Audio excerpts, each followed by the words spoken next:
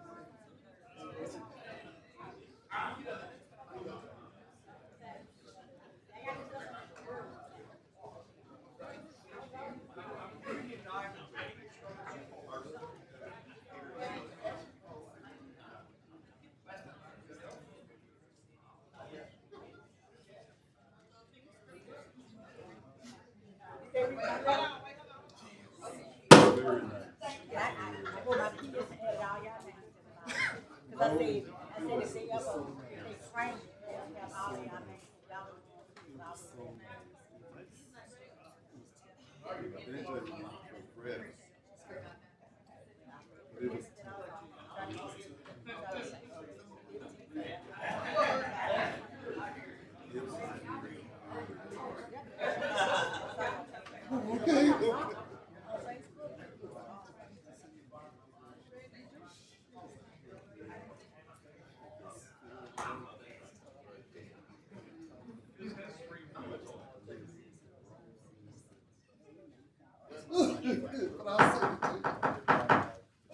Good afternoon, everyone. The Shreveport City Council meeting is now called to order. I'm going to ask Councilman Green to lead us in the invocation. I ask Councilman Teleferro to lead us in the pledge. Thank you, Lord, for this day. Thank you for another opportunity that we can come and do the business of the city. Lord, we ask you to come in our midst and search our hearts, souls, and mind, that whatever we do, let it be done decent and in order. Lord, thank you for covering us, and thank you for taking care of us. And Lord, we just ask that you would just be with us. Thank you for what you've done. And Lord, we're going to praise you in advance for what you're going to do.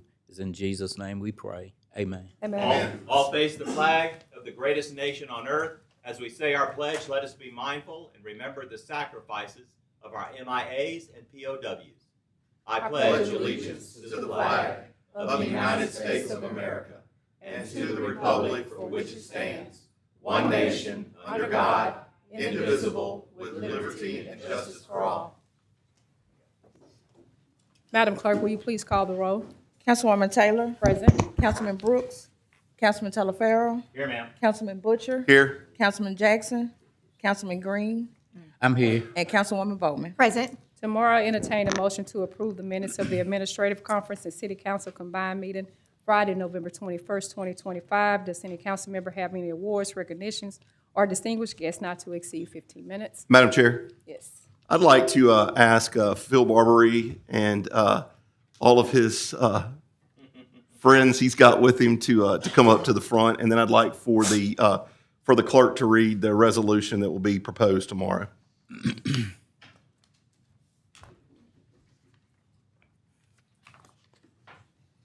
Resolution 150, a resolution recognizing Philip Royce Barbary and otherwise providing with respect thereto. Whereas Philip Royce Barbary, a native of Shreveport and a graduate of Northwestern State University, is the co-founder of Superior Grill, which first opened in Shreveport in 1983. Whereas Superior Grill has become a well-known Mexican restaurant in Shreveport, recognized for its cuisine and welcoming atmosphere for families and friends. Whereas Mr. Barbary and his partner expanded their restaurant group to Baton Rouge, Birmingham, New Orleans, and most recently Lafayette, while also opening Superior Steakhouse in Shreveport in 2003. Whereas he has made significant contributions to both public and private schools in Shreveport, as well as to numerous local organizations, including the Shreveport Arts Center, the Gingerbread House, various local fundraisers, and additional community support efforts. Whereas Mr. Barbary has owned and operated multiple restaurants, providing employment and expanding local dining options for several decades. Now therefore be it resolved by the City Council of the City of Shreveport, in due regular legal session convened, that it hereby recognizes Philip Royce Barbary for his contributions to the Shreveport community.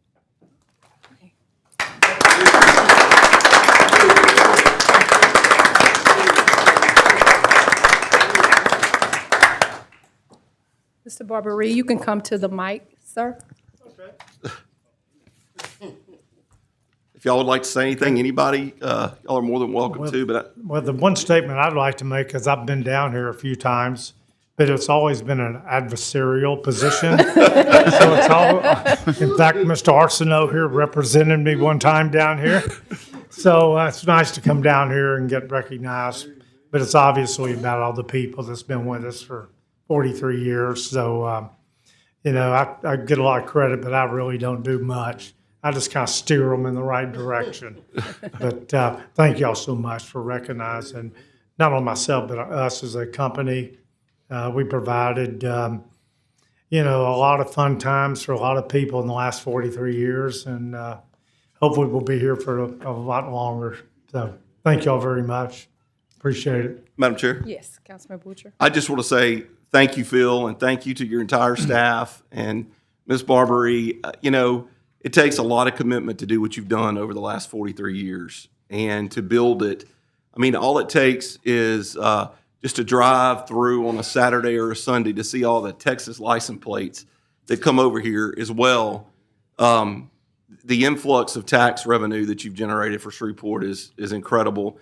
And how many people do you employ in both your restaurants? The two here, probably 150, 175. Oh, awesome. So, and they're well-paying, good-paying jobs. And I think Well, that they would that's, probably not tell you that, but yes, they are. No, they're probably overpaid. No, I'm just kidding. but I think that the big thing for me is, you know, we really focus on economic development and going outside of Shreveport to bring in businesses and things like that. But every once in a while, we need to recognize the businesses in Shreveport that are doing it right. I agree. And you are doing it right, and we're very thankful for what y'all do.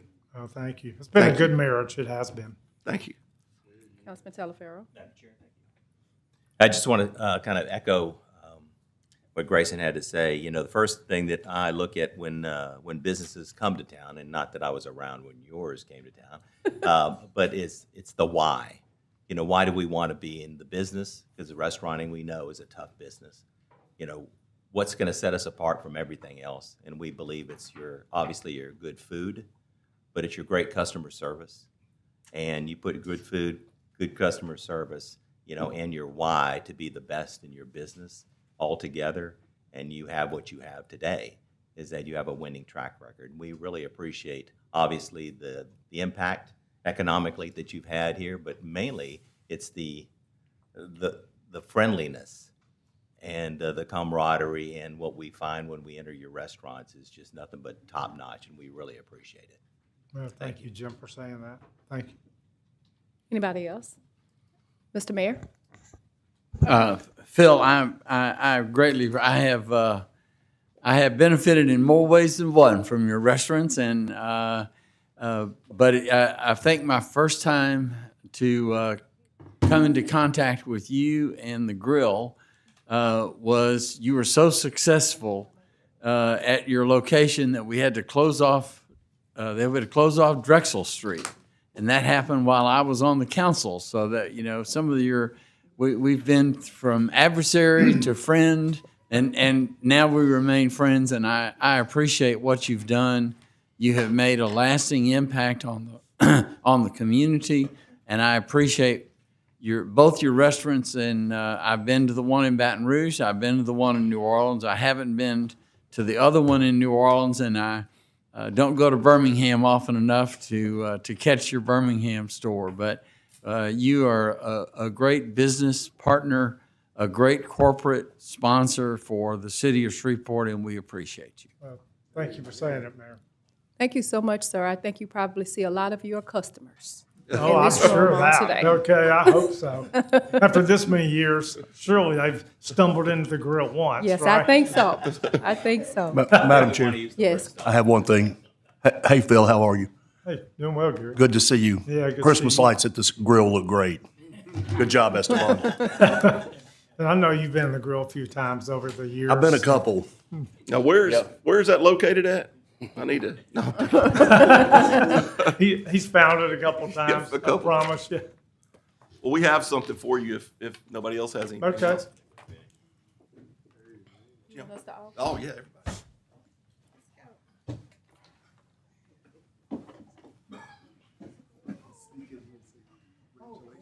I'm a diva. So I've been with the team.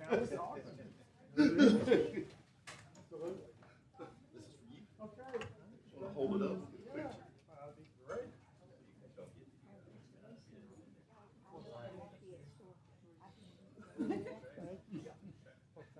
Slide this way. Slide down that way. Slide this way? Yes, sir.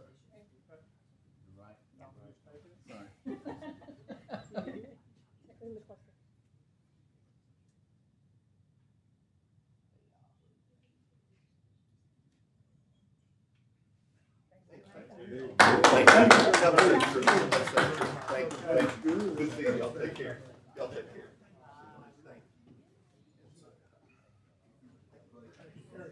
Thank you.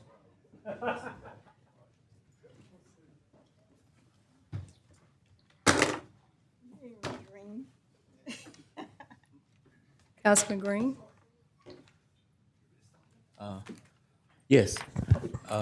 Mr. Clark?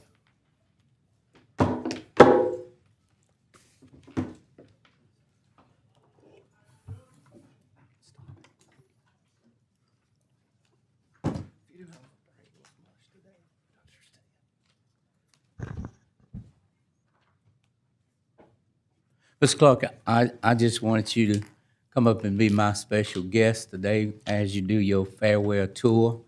And I just wanted to open the floor up for you one more time so that you can express to all of Shreveport and the architect as to what a great job you've done and your service that you've given. So I just want to give you that opportunity to come up and say a few words. Thank you so much, Councilman Green. As I bring to a close this career, I have nothing but excitement, happiness, joy. And for many years, people thought something was wrong with me when I would say I love being zoning administrator. But it has been a real pleasure serving the people of the city of Shreveport, working very closely with the council, working very closely with the mayor's office, working very closely with the Caddo Parish Commission. We have made some significant gains during the time that I've been here, and it's because of you. All we do is recommend. You actually allow things to be enacted and adopted. So I just want to thank each one of you personally for making my life, at my lowest moment in my life, the support that I got from the council and the mayor's office was something that will be in my heart the rest of my life. And I just appreciate everything we've done together. I think that we have improved the Metropolitan Planning Commission. I think we're actually getting close to being liked, well, maybe not. But I think we have, because that was when I accepted this position 8 years ago, that was the thing that was most heavily on my mind, is to improve the relationship between the MPC and the council, improve the relationship with the MPC and the Parish Commission. And I think we are close to having a very cordial relationship. Our job is to make sure that the zoning laws and planning happens. And planning is the orderly development of our city. And each one of us want to see our city progress and do wonderful and great things. But I've said enough. Thank you all again so much. I truly appreciate you and appreciate you, Mayor. Councilman Butcher? Jim, will go first. Jim? Go ahead, Jim. Councilman Talaferro? I saw his green button on. I thought he was going to talk. I'm going, but you go first. Okay, thanks. Age before beauty. Mr. Clark, I cannot tell you, yes, I can. I want to tell you how thankful I am that you always return my calls. You always gave me detailed explanations of any question that I might have had of you. And I truly believe that it is our goal that regardless of what we're involved in, we always want to leave it better than we found it. And I believe that is what you've accomplished by your tenure here. And I do appreciate everything you've done in your service to the city. Thank you so much. Thank you. Councilman Butcher? Mr. Clark, I think one of the best experiences that I've had personally as a city councilman is the relationships that I have built over the last 7 and a half years. And I think you had just become the executive director right when we got elected. And you held our hand and explained things to us. And sometimes it wasn't things that we like to hear. And sometimes it wasn't the things that our constituents like to hear. But you've always handled it very gracefully. And, we've seen two or three pretty big legends leave over the last few years. Art Thompson was one of them, and that institutional knowledge is something that that he passed on to a lot of us. And your institutional knowledge is another that will be passed on to us. And you got some big shoes to fill. I've said that a couple of times, but I just feel that your service to the city of Shreveport has just been great. And I don't always agree with you, and but we've always had a very respectful relationship. And even when we don't agree, you've changed my mind before a couple of times. Thank you. So you will be definitely missed. But go and enjoy your retirement. Thank you, sir. Come play that organ. Councilwoman? Councilman Brooks? Alan, congratulations. Great career. Tough job. Really hard to make everybody happy. You've done good at it. Thank you, sir. Mr. Clark, thank you, thank you. You wasn't my best friend when I first got elected, but we have grown. We've had a great relationship, and I'm gonna still call you with the little insiders. I appreciate everything you did, because you took the time to make me understand about zoning, and that was very important. It's very important now, so thank you. Thank you. Mr. Arsenault? Mr. Clark, I meant everything I said that was wonderful about you at the MPC meeting last week. You have served honorably. You have always been a gentleman. You have always treated the people that come in contact with you with dignity and respect. And that can't be said for a lot of people in this world today. So I want to say thank you for a job well done. Thank you, sir. Any of our staff? Y'all have any words for Mr. Clark? Go Niners.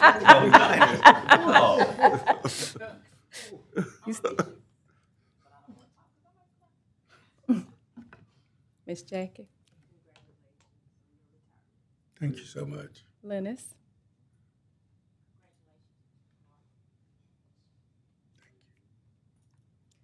So tomorrow, Mr. Clark, we will read a resolution in your honor.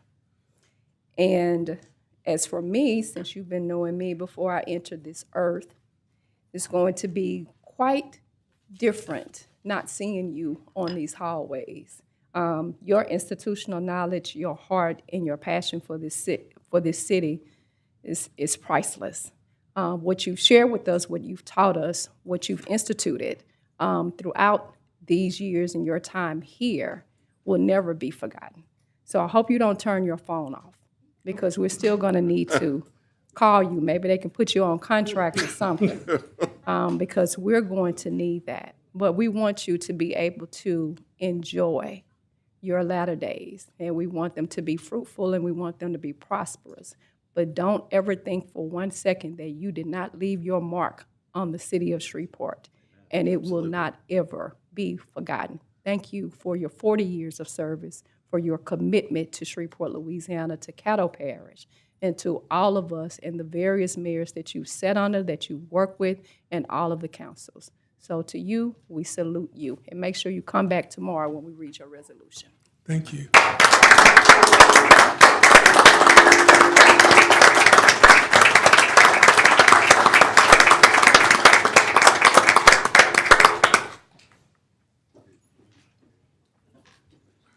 Any other council members have any other distinguished guests? Madam Chair, Councilman Tyler if I Brown? may, I'd like to bring Ms. Stacy Brown, President of Visit Shreveport Bossier, up to the podium, please. Ms. Brown?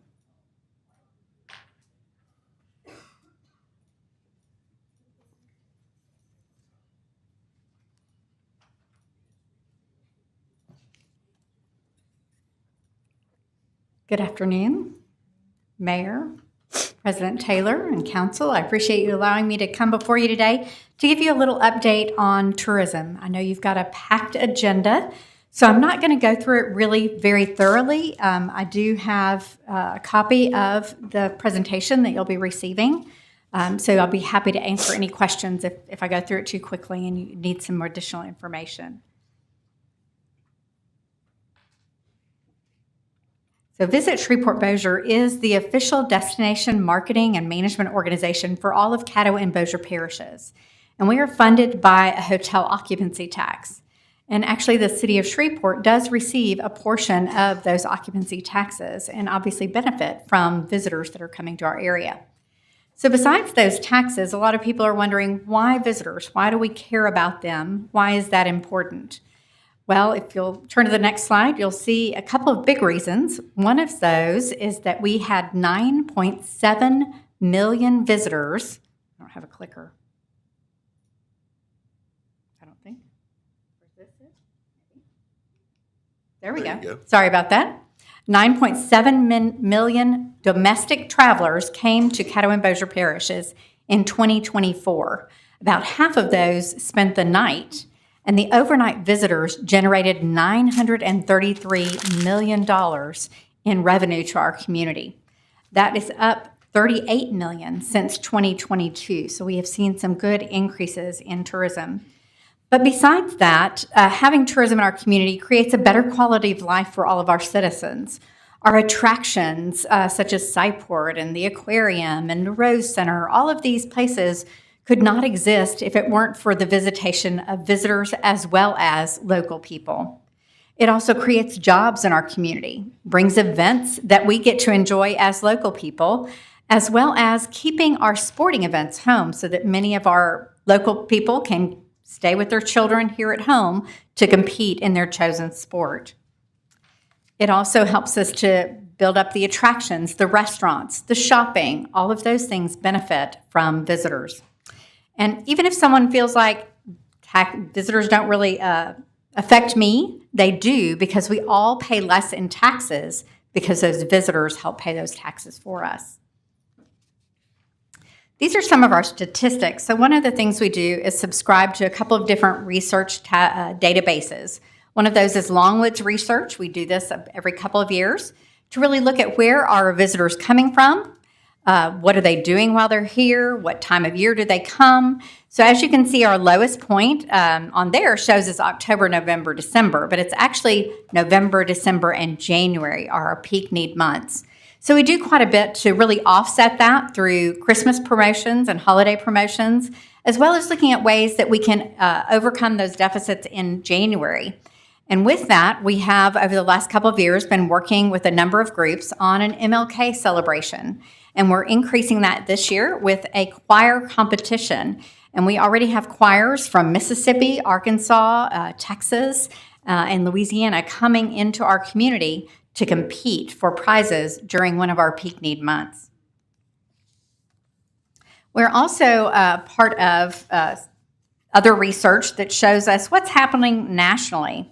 So on this national database, you'll see that we are actually, as far as Shreveport Bossier, up 1.8% in occupancy through 2025. And actually, the nationwide, it's down 0.8%. So we are up while most of the country is actually down in occupancy. In addition to that, we've sold actually now about 50,000 more hotel rooms than we did last year. So that's also a significant increase. But even more important than that, we have seen what we call our ADR, which is average daily rate, and our RevPAR, which is revenue per available room, go up. And that means our hotel properties are more profitable, which is really important for our community. Some of our department highlights, you'll see that we are consistently working throughout our community. We won a culture award for the staff at Visit Shreveport Bossier. We implemented 9 gateway signs along the Boomer Bus Byway. We worked with the mayor and council and your team on the Block by Block, which was a fantastic initiative that won a number of prizes, but even more than that, it did a tremendous job of cleaning up our community. We also implemented our Destination 318 Tourism Challenge, where we took our destination master plan and saw where were some peak needs for new businesses in the tourism area. And we posted a competition where businesses could either expand or create a new business in the tourism area that met one of those unmet needs.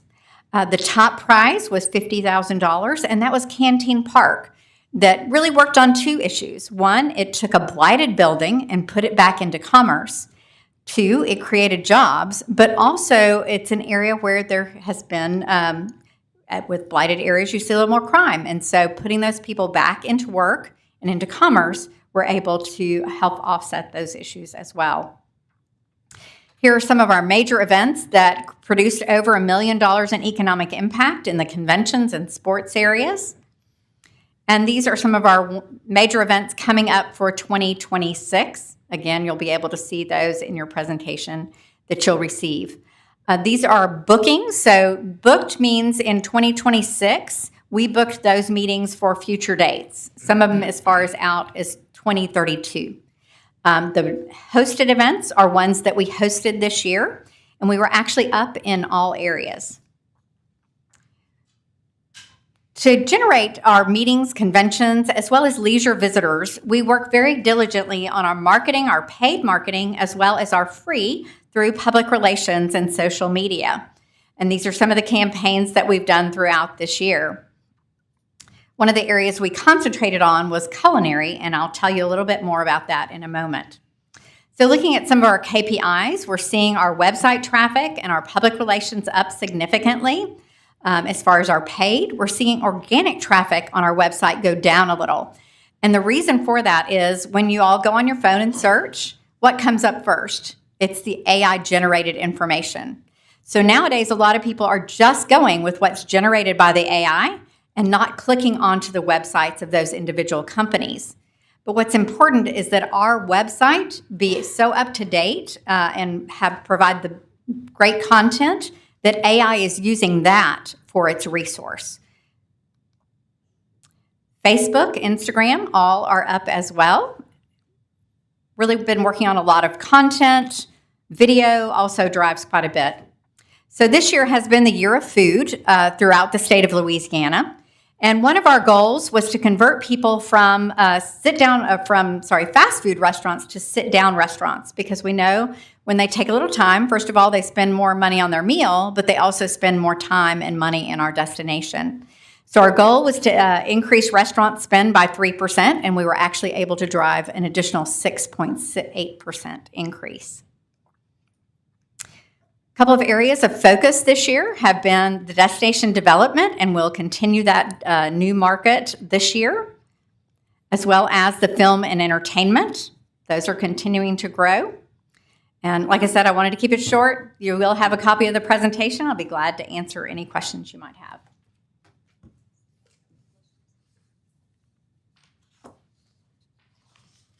Okay, good for you. Thank you very much. Okay. Thank you. Stacy. Appreciate it. Any other council members? Mayor Arsenault, do you have any awards, recognition, or distinguished guests not to exceed 15 minutes? No, ma'am. Do you have any communications of the mayor relative to city business? I do, very briefly. Okay. I know many of you are receiving calls and emails concerning a matter that's really not on the agenda for this meeting, but Yes. will be on the agenda for December 18th, dealing with a proposed data center in the Resilient Technology Center.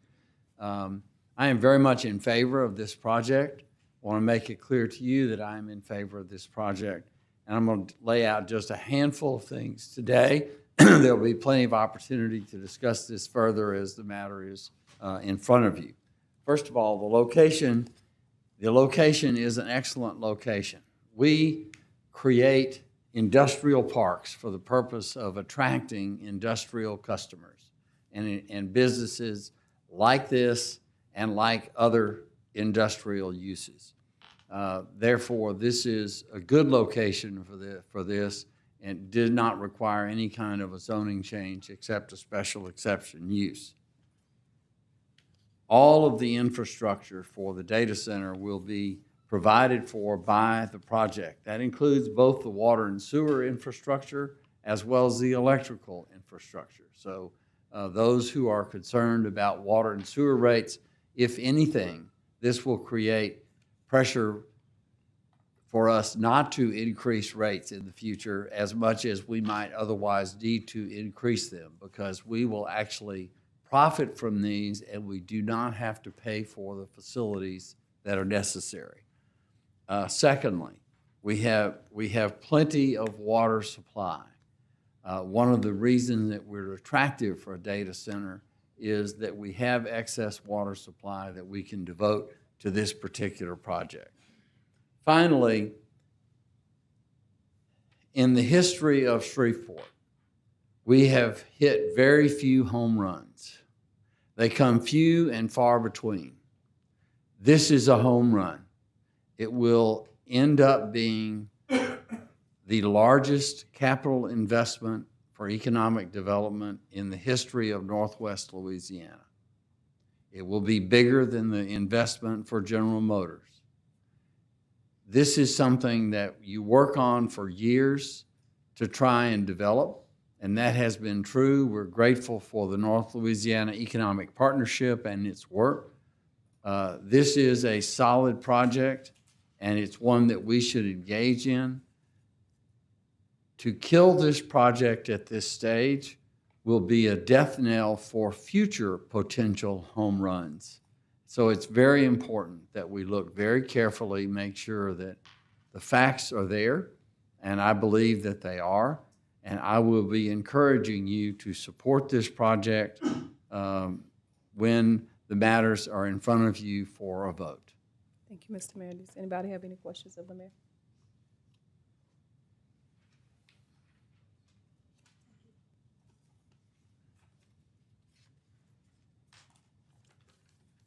Mr. Mayor, one question. To answer the concerns of many of the constituents that they have, because there are a list of concerns, I believe that you've seen those emails, do we know if the developer or whoever it is that's instituting this project will have community meetings in order to ensure that they explain to the constituents what is actually happening, to have more concrete and precise answers for that? Do you know that? Are you aware of that? I believe that there are representatives here. I can't answer that question, but there are representatives of the project Mr. here. Dixon?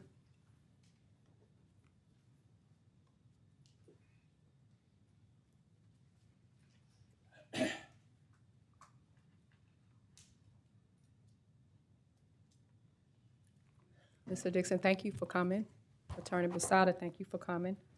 Some of the calls that we've had, and let me say on behalf of the council, because I want to be very clear on this, we never want to get to a point where there is a cantankerous relationship between us and our constituency, that we want our constituents to always have the answers to the questions that they need. And so if we aren't able to answer those questions, then the parties that are associating themselves with whatever project is coming to the city of Shreveport, then they need to be aware of those answers, because it is very pertinent for you all to make informed decisions about what is happening within your community. So thank you, Mayor Arsenault, for making your statement. But as the question that I posed to him, one of the things in reviewing the MPC meeting is that the community that where this proposed site is to be in the industrial park, is that they wanted a community meeting. They wanted a community meeting. They wanted to be able to ask and answer questions, you know, of the individual or individuals that were presenting this opportunity there. I want to know, for the people's sake, are there going to be meetings where the community will be informed, where they will be able to ask questions on to dispel whatever myths are out there? Because we want to ensure that people, again, make informed decisions. Can you answer that question for us? Absolutely, 100%. There will be meetings with the communities. Okay. Additionally, we're working on a frequently asked questions flyer that we intend to have tomorrow. Okay. And so how soon do we look at those meetings being conducted? I think that's still yet to be determined. Okay. I think they're still working on that. So when those particular meetings are determined, will there be a PSA? Will there be somebody else to come out to the community to ensure that those questions that they have, whatever those questions are, that they are fully answered? 100%. Yes, ma'am. So I'm going to ask your representative from SWEPCO, because one of the things, too, that they were concerned with was the power and the power usage. And I'm just going off of the emails that we've received as it relates to this. Madam Chair, before he gets up, can I just add one thing to that? Yes. Not only will there be meetings to ask questions and answer questions, but, and I can tell you, I spent 2 hours this morning in Richland Parish with our data center project, continuous meetings. I can tell you that people are going to get tired of the meetings. There's going to be so many. And one of the things, not only will there be meetings to inform, there's also going to be meetings to let you know, how do you register to provide food to all the construction workers? How do you register to get contracts? How do you register for all of these different things? There'll be websites. There will be a plethora of information, because the goal is to make sure that everybody here who has the ability to participate and to become part of this are. And so there will be an enormous amount of meetings. And so those are the opportunities for the businesses that are here locally to be able to Absolutely. make sure that they're able to engage, because you want your community people to be just as engaged as anybody else, sit and sense whatever is going to impact them if this should happen. Absolutely. And as I mentioned the other day, all the thousands of construction workers in Richland Parish, they're all being fed by all of the food providers throughout the parish and Ouachita Parish, because there's not enough people that have restaurants and food service providers. So there is a huge effort to make this local, and you can look at their sales tax revenues and ask anybody that owns a hotel, a restaurant, a bar, a grocery store. Their sales are through the roof because there's a ton of people in there and everybody's seeing those benefits. Okay. What the questions that normally some of our constituency has is about safety issues. And those are one of the things that I definitely want to make sure that we drive home. The noise factor, whatever environmental concerns that are there, then those particular questions need to be answered precisely about how or if or in any way that this affects our constituents, because that is extremely important. Absolutely. The other question that they had was about jobs. And if the jobs are really going to be here, if it is just, some phantom jobs that are in the air. There is a proposed number of opportunities as far as jobs that are here. If that does not happen, then what is the course of action? They will pay millions upon millions upon millions of dollars. They will lose all their incentives if they don't have the jobs. If they come up short on the jobs, they will have to pay significant penalties. And those penalties under Louisiana law are considered statutory obligations. And what that means in layman's terms is the sheriff as the tax collector has the ability to collect those payments. So we'll set those penalties every single year. They'll have to submit and show evidence based on what they submit to the Louisiana Workforce Commission. If those jobs aren't there, and if they're not paying 150% of the statewide wage, which is about $88,000 right now, not the Caddo Parish, not 150% of Caddo Parish's wages of the state, which is a lot higher. If they're not doing that, then every year we will determine how short they are. There's a formula, and every job they're short, they will be on the hook for millions of dollars. And that money is considered, for all intents and purposes, just like a tax, where we'll submit that to the sheriff will send that bill, and they will have to pay it. Okay. This is to advise our constituents, because we won't be able to ask all questions that are here, but these are just some of the pertinent questions that we kept getting asked about. In those particular community meetings that you all have, then I want the constituents to be able to ask those intense questions that they have, where they will get the answer, while the council will labor over what is there. Mr. Pratt, since you are with SWEPCO, one of the questions that was asked is, will this project increase rates to consumers? This particular project that we're speaking of. Thank you, Madam Chair. No, it will not. Okay. Will the project pay for all of the necessary infrastructure upgrades to serve its projects? And I think the mayor spoke to that. Yes, ma'am. As Mayor Arsenault stated, with the water, just like that, with the electrical infrastructure required to serve this customer, will be paid by the customer. Okay. Not for you, Mayor Arsenault, with the water system that we have here, because we know exactly what our water system has been facing. And there are legitimate concerns that our constituents have. The upgrades of the infrastructure and the things that we need, is the developer looking at those particular assistance with upgrades for the city of Shreveport? All of the upgrades that are necessary to deliver the water and to carry away the sewer will be paid for by the project. Okay. That's included in the contract that is not on your agenda today, but was introduced last week and will be available for vote on the 18th. Okay. And on the high end of the water, if they're on the high end of that, they will be obligated to build a new elevated water tower, storage tower, which will benefit not only them, but will benefit the people in West Shreveport. Okay. And dealing with the noise, that was also a concern that I heard there and with our noise ordinance. So things that I want you all to be prepared to answer our constituency is the noise, if there is any, and then will they be in compliance with the noise ordinance, what particular type of barriers, are there emissions, any type of emissions that you may find environmentally that they have been working on with the federal government that it will not harm anybody or anyone there. Speak specifically to the homeowners where this area is going to be affected. Yes. It is very, very important that that is done. Because as we said, there's not any point that we're going to be in a contentious relationship with the people who elected us. But I want for their questions to be answered. I think all of us want the questions to be answered so everybody will be on the page. You want to be able to see what will be the benefits, what will be the pros, what will be the cons. I want everybody to be able to sit down and have a sound discussion as it relates to this. And this is the ask of this council, of myself as the chairman, for my colleagues, for Madam Vice Chair, since this is sitting in her district, and for all of us that are here today. Madam Vice Chair. Thank you, Mr. Dixon. Attorney Basato, I want to thank y'all for the last 72 hours of phone calls, morning and midnight. I appreciate you. Since it is in my district, I will be attending all of those meetings. I have answered various calls. A lot of the calls are coming from the Highland area, not from the area of the community that this sits in. But I do have some questions. I think I talked to Mr. Basato about this.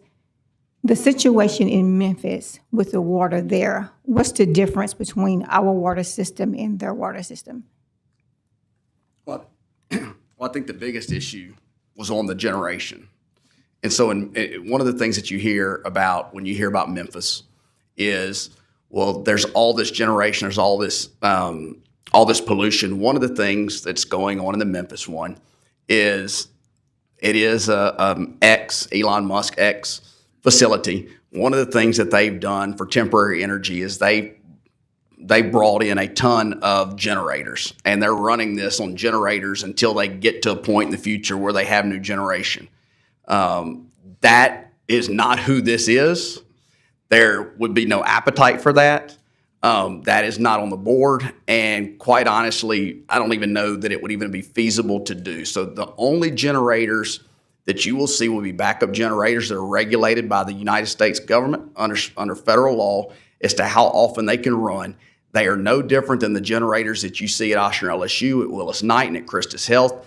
They are tested the same exact way. They're for backup only, and because of the investment that SWEPCO will have to make to provide the redundancy, the chances of those having to be used to actually power are very limited. I mean, if they lose that type of power for that long, we're looking at a situation where none of us have electricity because it was a catastrophic issue outside of anything to do with this data center. And so the amount of emissions just temporarily testing those generators, just like every hospital and major other facility do, pales in comparison to just the traffic from the exhaust from cars, vehicles, 18-wheelers that are operating 24/7 on interstates. I mean, it's not even close when you compare the two. Okay, so the traffic on I-20 is more noise and environmental safety as far as this opposed to this data center?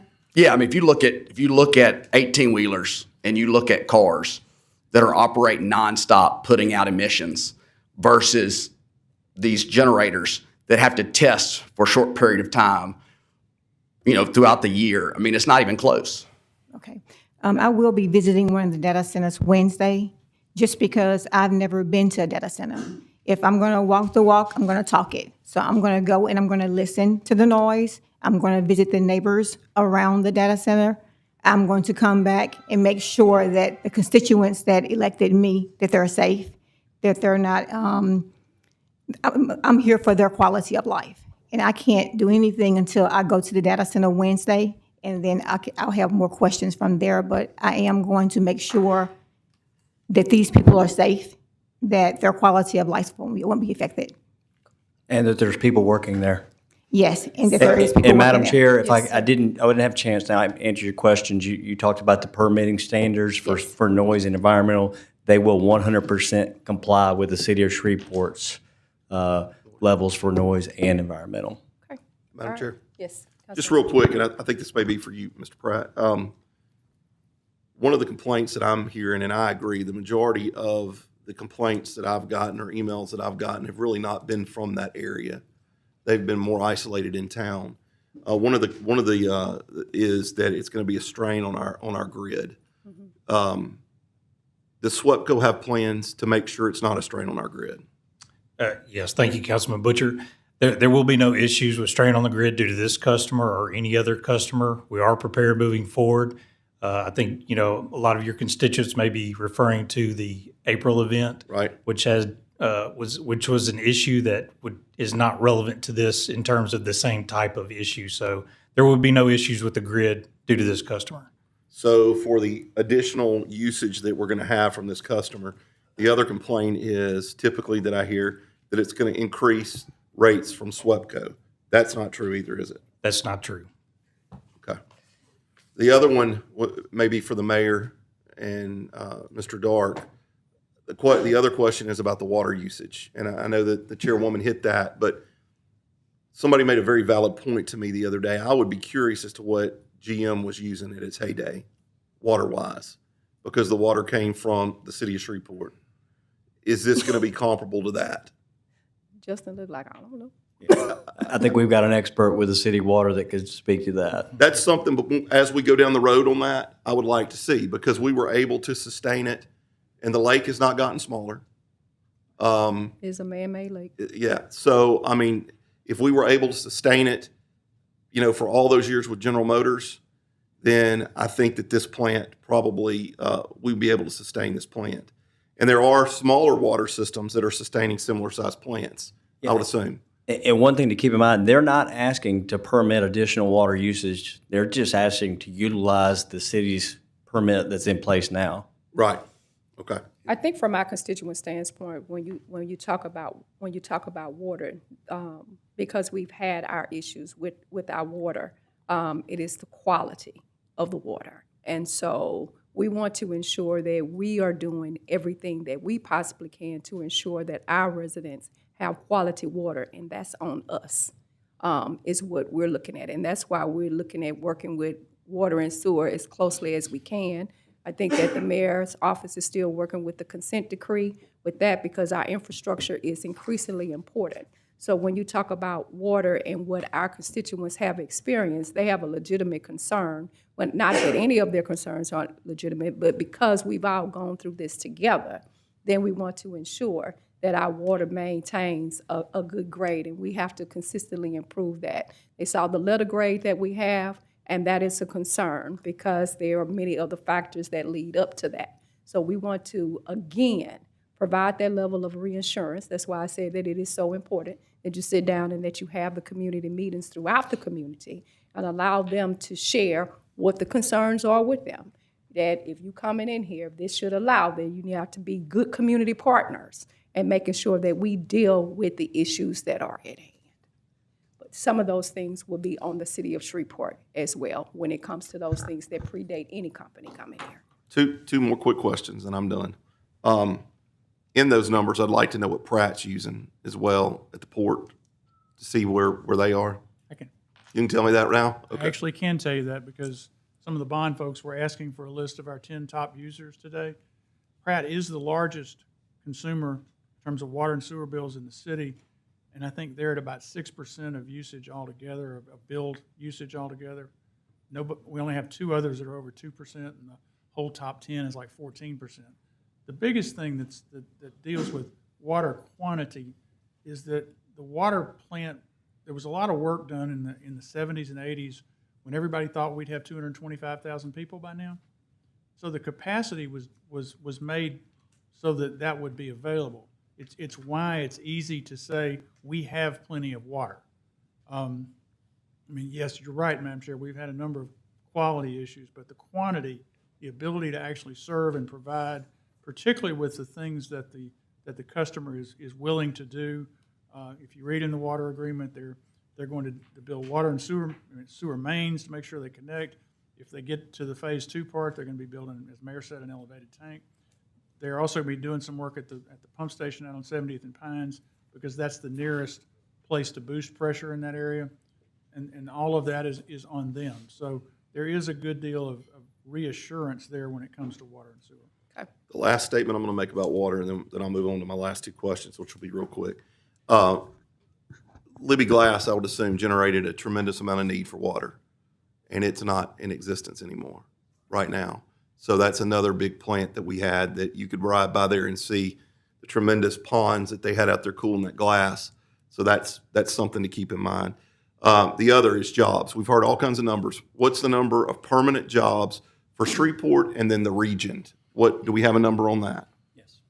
So in the term sheet that we were asking you guys to support for any of these hyperscalers, it will be a minimum of 150 direct jobs, paying close to $85,000 that you can get with the 2-year certification. That will be the requirements placed on the company. If they do not hit that, there will be penalties. I have been to many of these data centers. I can tell you there's about a 1-to-1 ratio of the direct jobs to the indirect jobs that are working on the HVACs, that are working on the electrical systems, that are working on security, that are providing services. So we anticipate around 300 direct people working there from that area. And that's for Shreveport itself. Correct. That is for the site we're talking about today. Okay. The second question is, what is the potential construction revenue, and then what do we get in sales tax off of it? Yep. Answer that. Yeah, so that's a great question. So the last year, the state passed an exemption for data centers that mirrors a lot of other states around the country, and because they wanted to get in the game, and that exempts 100% of all local and state sales taxes on purchases for data centers, on material, equipment, construction material, all of those things. What we're doing in this proposal that you're being asked to vote for, you're essentially saying, you know what, no, we're not giving it all to you, and you're actually going to be requiring a 1% payment, equal to 1% of all their construction purchase material and equipment in the initial establishment and equipping of the facility. And so essentially the state exempted all of it. You're now adding one of it back, and they will have to agree to pay that. And that's 1% to the city. That's 1% that'll be split between the 3 taxing bodies in the city. So it'll go to, there's 3 taxing bodies that have a sales tax, and so it'll be split pro rata between those 3, which the city, I believe, has the largest share of that, if not one of the 2 largest shares. So we'd be looking at a third of 1%, basically, or it'd be a pro ratio. I don't want to give you exact numbers. Got to go back and look, but it's probably a little bit more than that because, for instance, like the sheriff has a sales tax, but it's much lower than the city's. And what's the projection of estimated cost and materials? And I would assume that it would be sales tax on their equipment that goes in there as well, right? So it really depends on what they end up coming in with. And so that's one of the things. We're not telling them that they have to get a certain number.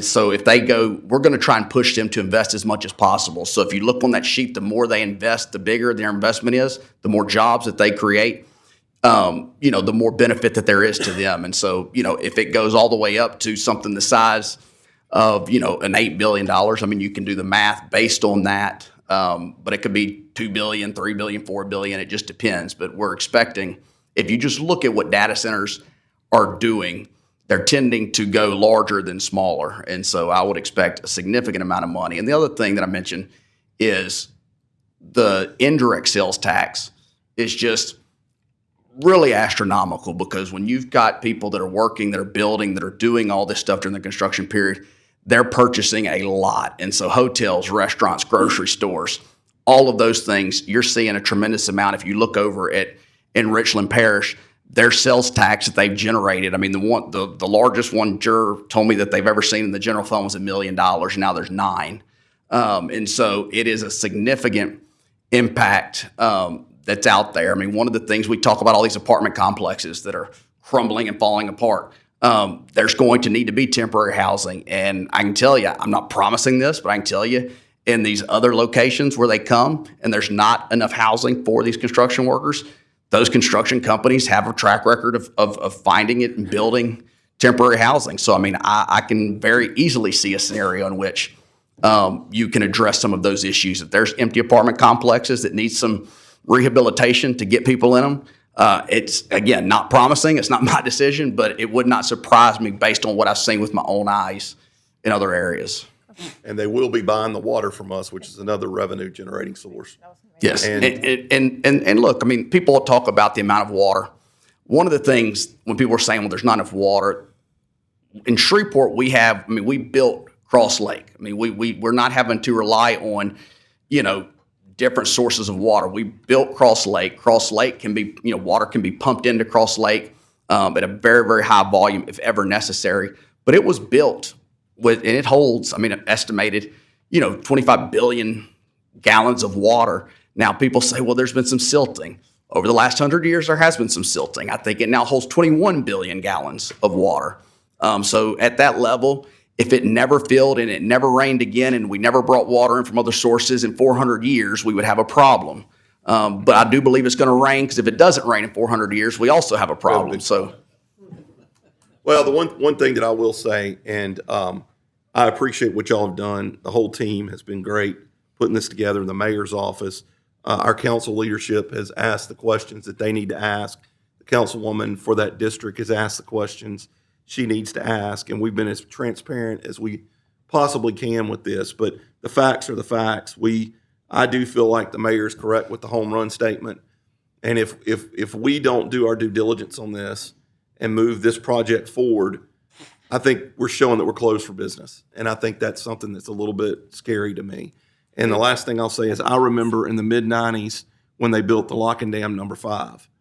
And, we all talk about growth in our areas. I believe that the growth that was provided by the people that worked down building that Lock and Dam contributed to the growth of the restaurants, the Copelands, all these restaurants that built in South Shreveport, because that was the closest place for these guys and ladies that were working to build that Lock and Dam for those 5 years that they were down there. I think that's what contributed to the growth of Southeast Shreveport. So I hope that that's what happens in West Shreveport from this. And this is just it's something that we need to look at because we want to make sure that we're doing our due diligence. But I'm with the mayor, and I appreciate his honesty and support of this. So thank you. I'm done. Councilman Green? Yeah, thank you, Madam Chair. Councilman Butcher, what size fish you think this is? Pretty big one. It's not a gar. All right, thank you. I was just interested. No. I have one Councilman question. Brooks. Good afternoon, gentlemen. If this is scheduled to be on the agenda for the 18th, when are these community meetings going to take place? So they'll take place going forward after there's an announcement. Some of them will take place before, yes. Okay, thank you. Local participation as far as the contracting is concerned. I want to ensure that our local contractors, our minority contractors, have an opportunity if this project should happen. Will there be a separate meeting for them? Will there be, this is going to happen on the website if all of this should take place? Yes, they will have separate meetings, local engagement with all the contractors to offer those contracts to them. Thank you so much, sir. So again, for our public, there will be a series of meetings to discuss what is occurring here that you will be able to answer and ask those questions and get those particular questions answered. I know that we can't answer them all, but we wanted you to know that we did receive your emails and that we wanted to make sure that we ensured that we would get as many answers as we could. Please, when these community meetings happen, please show up and make sure that you ask the questions that you want to get answered, okay? Anything further? Madam Councilman Chair, if I John may. Thank you, gentlemen, for coming up and clarifying a few of the issues that Madam Chair so eloquently provided for everyone to hear. Let me start off with a couple of things that I'm hearing. Start with Mr. Pratt. And this is just to dispel misinformation, if you will. One about the electricity going up. How is our electricity generated? Well, we have a diverse portfolio. We have generators, one right here downtown that you probably see on a daily basis, East Texas, South Arkansas. We've got solar farms, wind farms, so we have a real diverse portfolio of generation. Is a part of our generation natural gas? I mean, gas? Yes, a large part of our generation is natural gas. So if I was to pay high electric bills, would it be associated with any one of those providers actually going up and not necessarily one specific need? That's correct. So as you may be aware, fuel is 100% pass-through. Whatever we're charged to fuel our generation, we pass that along to customers. Excuse me, and that's regulated by the LPSC. Okay, so just one particular building coming in is not necessarily, our rates, my rates could go up any time based That's on correct. how it's provided. That's correct. Okay. And also what does the term blackout mean to you, Mr. Pratt? Blackout to me is a total collapse of the grid. And when is the last time that happened? Never. Okay, because that's part of the information that's being generated out there. Yes. You know, we've had rolling blackouts. I don't remember rolling blackouts when I was in California, Right. which is typical, or brownouts, whatever you want to call them. And then final, Madam Chair, really kind of hit it, is that we might as well be Missouri. We're show me. You got to show me kind of thing, pictures included. Correct. And local office, ground office, some kind of local physical building, physical something to where people can actually visit, go, to get their questions answered, and or, Madam Chair mentioned the fact that local contractors and so forth must, be included and, have a ground support to do that, not just like on the website where you hope to get the right answers, hope to Correct. deposit the right information. Because I don't want anybody losing a contract because they didn't fill out a certain Correct. blank or so. In other words, we'd like a liaison on the ground. Yes. I would, I'm sorry. I Me would. too. And then the other, one last thing is that, Mr. Dixon, we're typically, or anyone that wants to answer this, the wastewater, it's not like, many people believe that it's tainted wastewater, and this is what I want to hear from you. Right. Is the water tainted that is pumped in for cooling? And also, where is it going to be deposited? Will it be injected into the ground? Will it be deposited into our regular sewer system, which I understand will be upgraded to absorb the amount of flow that's going to be necessary from the discharge? So I want to hear it from whomever wants to take that, so it's out there. Yeah, I can answer that. Hold on So- one second, I'm sorry. Mr. Dixon. I'm smiling at Mr. Sneed. Sneed. Because he was answering the questions back there, sitting in his seat, so I'm just gonna ask him to come Yeah. on up That'd be front fine. with you all Absolutely. as well. Yeah, he I'm sure just did. glad he didn't ask me the blackout question. He was. It means something different to me. Yes. Oh, really? You were killing me with talking about injecting it into the ground. I thought, oh, good Lord, we don't know. You're No, hearing sir. you're hearing what we hear. I know, Yes. and no, sir, that is absolutely You know. incorrect. They will discharge just like any other industry or any other business that comes into town. They give us a basically profile of what that will look like. Our environmental manager, Wes, reviews that, and this is going to be basic sewer that will go into our sewer system. And as the mayor said, they will build out some of that infrastructure to not only rehab what's there, but also to loop some of the water lines. But that will go to our treatment plant, be treated and discharged at the same limits we do every day. And more revenue, top of that, yeah, Well, absolutely. Yeah, I get that part. Okay, and I appreciate it. Thank you, Madam. Yes, Chair. sir. That's it for me. Okay. Gentlemen, thanks. So again, community meetings, I'm going to reemphasize that, face-to-face meetings as soon as possible to get those out. Because when they look at the deadline for when this is approaching us, then they want to make sure that we have as many meetings as possible to be able to have in the community where they will be able to ask and answer the questions that, that they need to have so they will get clarity. Again, for whomever this particular developer is, community partnerships is very, very important. Tell them, this is the South. And so we believe in talking. We believe in talking face-to-face, and we believe in having transparency and collaborations that are important. Local involvement, if this should occur, is a primary, But right now, we want to make sure that we get the questions answered and to calm any fears or concerns that may be happening at this moment. I want to thank you, gentlemen, for coming down. Mr. Mayor, thank you so much, sir. I appreciate that. And so that will close this Can I say segment. one Yes. other quick thing? Yes, sir. One of the things that we have seen too is when you have these data centers come, and essentially people are fighting over these. And one of the reasons is because other jobs come with it outside of that. And so I would not be surprised at all if we see a huge uptick in manufacturing related to data centers that comes with that, because all those companies that manufacture all the stuff for those data centers want to be close to them. And so I would not be shocked at all if we don't have a substantial increase in those good jobs too, which is just more jobs for our people. Okay. Thank you all so much. Thank you. Thank you. Mayor Arsenault? That's all I have, ma'am. Thank you. Thank. Does any member have any questions or concerns relative to property standards for Mr. Green?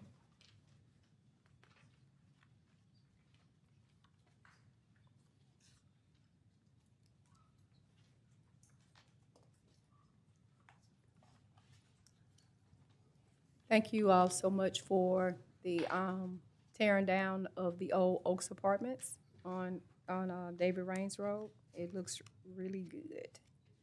You're welcome. Okay. Sachet? Everyone should have received a revenue collection plan and implementation report from finance. Public hearing, there is none. Mr. Dark, will there be any legislation to be added today? Mr. Edwards, do you have something, or are y'all still working on that? There's a draft resolution concerning the council's impressions on pay increases, caps, and floors. That has been drafted and sent for your review. If it is the will of the council to move forward in that direction, if it is the will of the council to move forward in that direction, along with the passage of the budget, it would have to be a late add, one reader tomorrow. Thank you, sir. Today, we'll hear public comments on non-agenda and agenda items, and Madam Vice Chair will proceed. Thank you so much. Marvin Muhammad.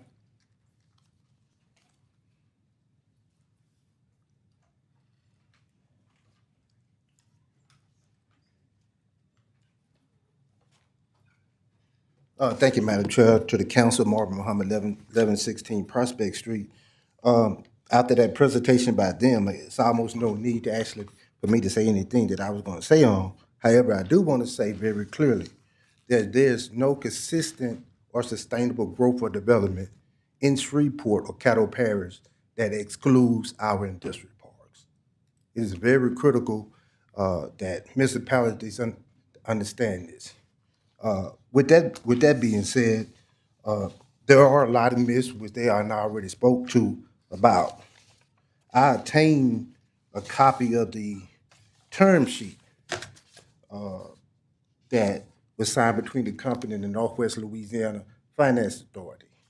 And it clearly states some of the many questions and myths that was already being questioned. As Attorney Basada said that, and others, that the pay is going to be 150% of the state average. That's in the term sheet. The state average is around about $57,000, $58,000, which would mean $85,000 jobs, which LAD would consider quality jobs or high impact jobs. So this is a win-win-win. It's no coincidence that even SWEPCO, and I'm not a spokesman for them at all, that they actually are a tenant at their location. They have already invested $100 million at the Resilient Technology Park in the transmissions center. So we have what we need. To the water issue again, we need customers. The city of Shreveport needs customers. As the mayor alluded to, the city, we have a water system that needs 250,000 customers. We don't have that now. We're probably even shorter than 180,000 customers that we did have from the last census. So I would just ask again and again for this council to seriously consider to move with this endeavor. Don't know how much time I have left, but I did also want to speak on another point. The mayor is recommending, or the administration is recommending a city raise and also a package to buy equipment. I would highly recommend for this city, for the council to push back, if possible, if a raise is given, any raise to any city employee until fourth quarter 2026. I also would ask the council to seriously consider a water and sewer surcharge of at least $10. Why? When the CEO spoke about the 2026 budget, he talked about no capital projects in 2026. That's a concern. We basically at a position right now where we have junk bonds. The administration spoke continuously about the need. Mr. Muhammad, I'm sorry? thank you. Your time has expired, but I want to say thank you. Can I close out with my last point, Mighty Vice Chair? Can we give Mr. Muhammad 1 minute? So moved. Thank you. One more minute. The administration has talked about how renegotiating with the consent decree would help that. I would simply advise to the council that that's not the only variable. We need to one, seriously increase the operating reserve. We need to seriously pay down the water and sewer service debt. Those things alone could seriously, when we are looked at again in the next 12 to 18 months, will seriously give us a better opportunity to get our bond ratings up. So I would hope that this council will seriously consider it, at least at minimum, a $10 surcharge on our water system. Thank you. Thank you. Matt Alexander. If I could, before I begin, I have some information I believe would be particularly relevant for the Madam Vice Chair. Okay, Mr. Alexander. If I could. Come and state your name and address for the record. If I could, my name's Matt Alexander. I was politely requesting an extra minute and a half because I think the information that I was going to relay to you would be particularly useful, particularly in regards to the data center questions that you had. I am approaching this from the side of a water operator, which I am certified and currently do. Okay. Would that be okay to accept that request for additional 90 seconds? Yes, a motion to, yes. Okay. We need your name and address for the record first. I live on 178 Carrollton Avenue. My name's Matt Alexander. I'm the former mayor of St. Joseph, Louisiana, and I'm a current water treatment facility operator certified by the state of Louisiana, and I'm here to express my opinion that the Shreveport City Council should not override the Metropolitan Planning Commission and should not authorize the permitting of a proposed data center in Shreveport. Among many reasons, such as the lack of information about the proposed data center and the fact that many other successful municipalities have already denied construction of these facilities, the City of Shreveport Water and Sewage Department is factually ill-equipped to take on this project. The City of Shreveport has received over the last 3 years a C, F, and D rating, which was originally an F but later changed. Mayor Arsenault, speaking earlier this year, stated that he was expecting a D rating for 2025 because of aging infrastructure that needs to be improved in order to lift the score. This proposed data center will stretch further already strained infrastructure by requiring large amounts of water, which will shorten the lifespan of pumps, filters, and other components at both water and wastewater treatment facilities. There is also a constant myth of job creation and financial incentives. Creating temporary jobs do not make sustainable employment patterns for the residents of Shreveport. These jobs will be filled by companies from around the region whose main contribution to the economy will be staying at weekly rate hotels and eating at restaurants. Many others will commute and spend little to no money in Shreveport at all.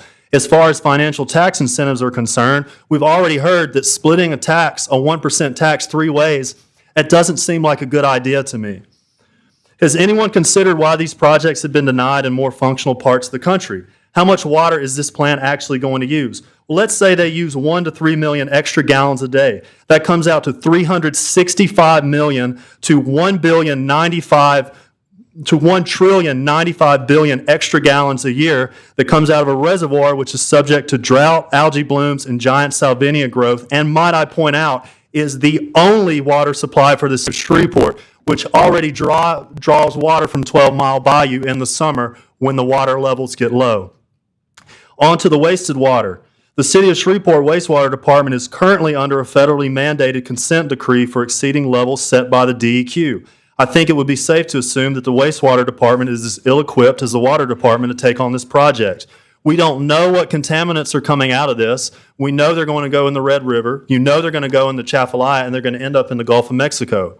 So there's no regional reservoir or aquifer also, I'd like to point out, that can be approved for this project if proper environmental studies are done.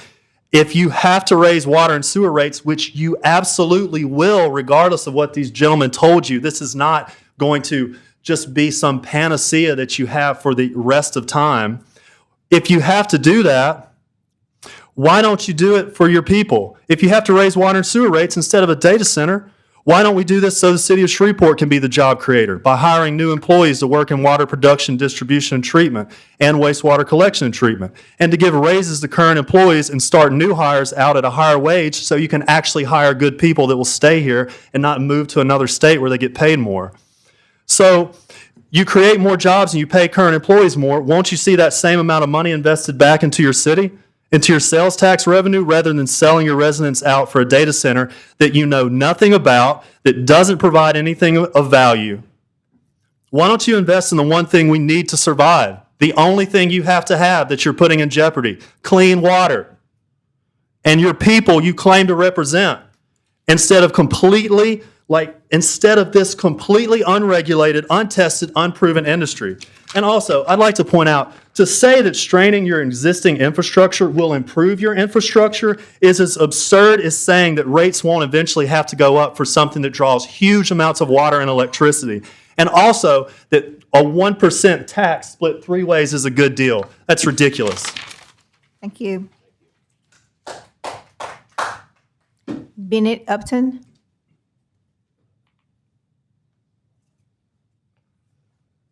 Hi, I'm Bennett Upton. I live at 3825 Greenway Place here in Shreveport. And I'd also like to urge the council to not consider overriding the MPC's decision to deny the building of a data center. These big companies come in from out of town, they make a pile of money, then they leave and stick us with abandoned buildings and air pollution. The air pollution from the power generation, usually from additional natural gas turbines, alone is sufficient reason to kill it. But we also don't need to continue building more future blight. The numbers provided by these data center projects are usually fabricated and never match the actual results. If they had good intent, they would not have to make up the numbers. And the Doña Ana project out in Texas, I'm sorry, I might have the state wrong, but they regularly did this and suffered zero consequences. They just kind of make up these numbers and no one ever actually is able to hold them accountable. When this bubble bursts, we'll be stuck holding the bag. The Logan Dam project is actually a good example. Since it silently and radically changed an enormous habitat by filling up the river, we never studied those changes, so we have no idea of what we actually lost. All we can do is kind of shrug. And I'm not saying that we shouldn't have built the Logan Dam, but what will we be shrugging about in a few years about this project? Thank you. Thank you. Judy Dixon.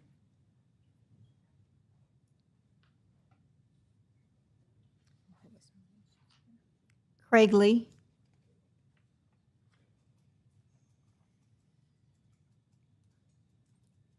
Mr. Craig Lee. Okay, you're moving slow. Okay. Okay.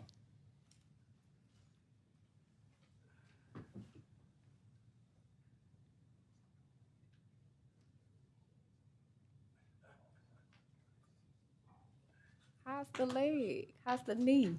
Yeah, I'm getting better. We can't tell you to sashay.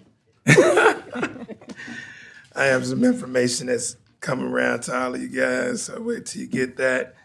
But Craig Lee, 1112 Prospect Street. I won't get caught up into the minutia of the hardcore decisions on data centers until a few weeks from now, so I'll do the nice thing that everybody can agree on. You guys will be talking about today Resolution 152 and 153.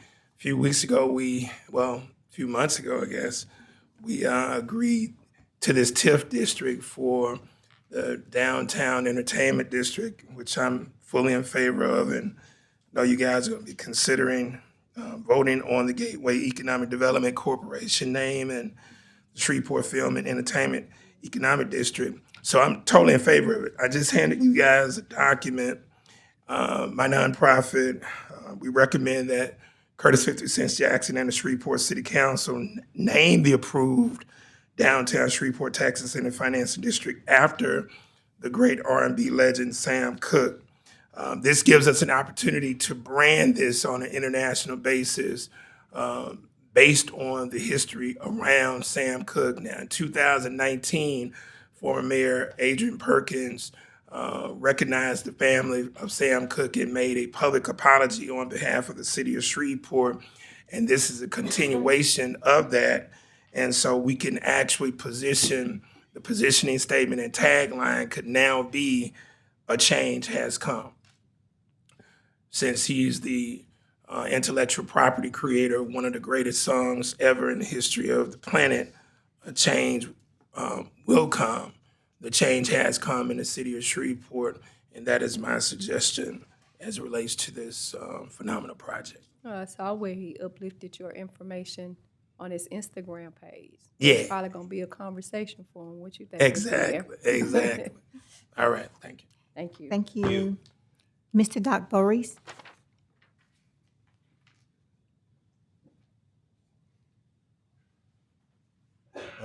Doc Voorhees, 10014 Brittany, Shreveport, Louisiana. I had the privilege of meeting with the mayor earlier, and one thing we 100% agree on is that I was out of order when I presented before, and I apologize for that. But what I was hearing just shocked me. I'm thinking of the words of Lorraine Hansberry, who said, "Yes, I care. I care because it costs too much not to care." I've been co-chair of this project for 20 years, 20 consecutive years. But I also want to say to Councilman Green that I have brought my checkbook. And if I damage the podium, I will gladly reimburse the city the total cost of a new podium. But I'd also like to say, I stand 100% behind everything that I said. And the mayor said that I ambushed an employee. If the truth ambushes someone, then so be it. Thank you. I can't read the last name, but the first name is William. Oh, Bradford, I'm sorry. Oh, boy. I couldn't read your writing. Is that the attorney's signature? That's it, right? I apologize. I couldn't read the last name. It's okay. Thank you, Madam Chair, Mayor. Thank you for the opportunity. William Bradford, 333 Texas Street, Suite 700, Shreveport, Louisiana, 71101. I'll save the majority of my comments for tomorrow, but I'm here to speak in favor of Resolution 144. I think bringing it back into context of what the body is charged with tomorrow is setting a framework for what we will allow and won't allow in our community. I think the nuts and bolts of what's being discussed is how do we establish a pilot? Are we interested in this type of business and development? I would hope we are. And also, again, to reiterate what Mr. Busada said, we're actually making it more onerous, putting that 1% sales tax back into the mix for us. It's more beneficial for the local area as it stands. And I can assure you, Councilman Talaferro, they will have a local presence here, and I'll be part of that. So I'm very happy to say that we will be working with the community to make sure that they are well informed, that questions are answered, and in a timely fashion. So thank you all for the deliberation on this. And again, I offer my support for Resolution 144. Thank you. Thank you so much. That concludes public comments. We have no executive appointments to consider tomorrow. There are no items under consent agenda or introduction to be adopted. Mr. Dart, please proceed with regular legislation. Thank you, Madam Chair. 138 and 139 are resolutions that appropriate funding from the Riverfront Fund for 3 local charities who are involved in dealing with food insecurity. I believe it's Salvation Army, Christian Services, and the Food Bank. We have assumed, just for the record, that these will pass tomorrow because we have a companion budget amendment to Riverfront that removes those from available funding for next year. We do need to one of the things we're going to try to do is get these contracts signed this year. Otherwise, they'll have to roll into next year. But we'll fix all that, whatever needs doing. But we're assuming those are going to get done. 141 executes an agreement with the LSU Board of Supervisors, acting through LSUS. They have a contract with us that has been going on for quite some time to preserve records. This extends that contract for 5 more years. 142 is a CEA with the city and the State Department of Treasury. This is actually for one you've already passed. We had an attachment in it that was incorrect, and we're fixing that by this resolution. This is the $100,000 that is going for work in Councilman Bowman and Councilman Taylor's district.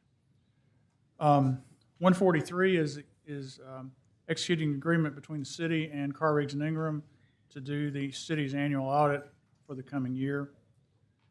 144 is one that you've actually heard discussed a great deal today already, primarily by Mr. Bisada. It's the approving the payment in lieu of taxes provisions between the North Louisiana Finance Entity, and as he stated, there are very strict things about what sort of payment in lieu of taxes relief you get, depending on how many jobs you get under what particular timing. 145 is a change order to the CEA with an entity called Shreveport Meters, which is actually doing the AMI meter installation. This change order does really 2 things.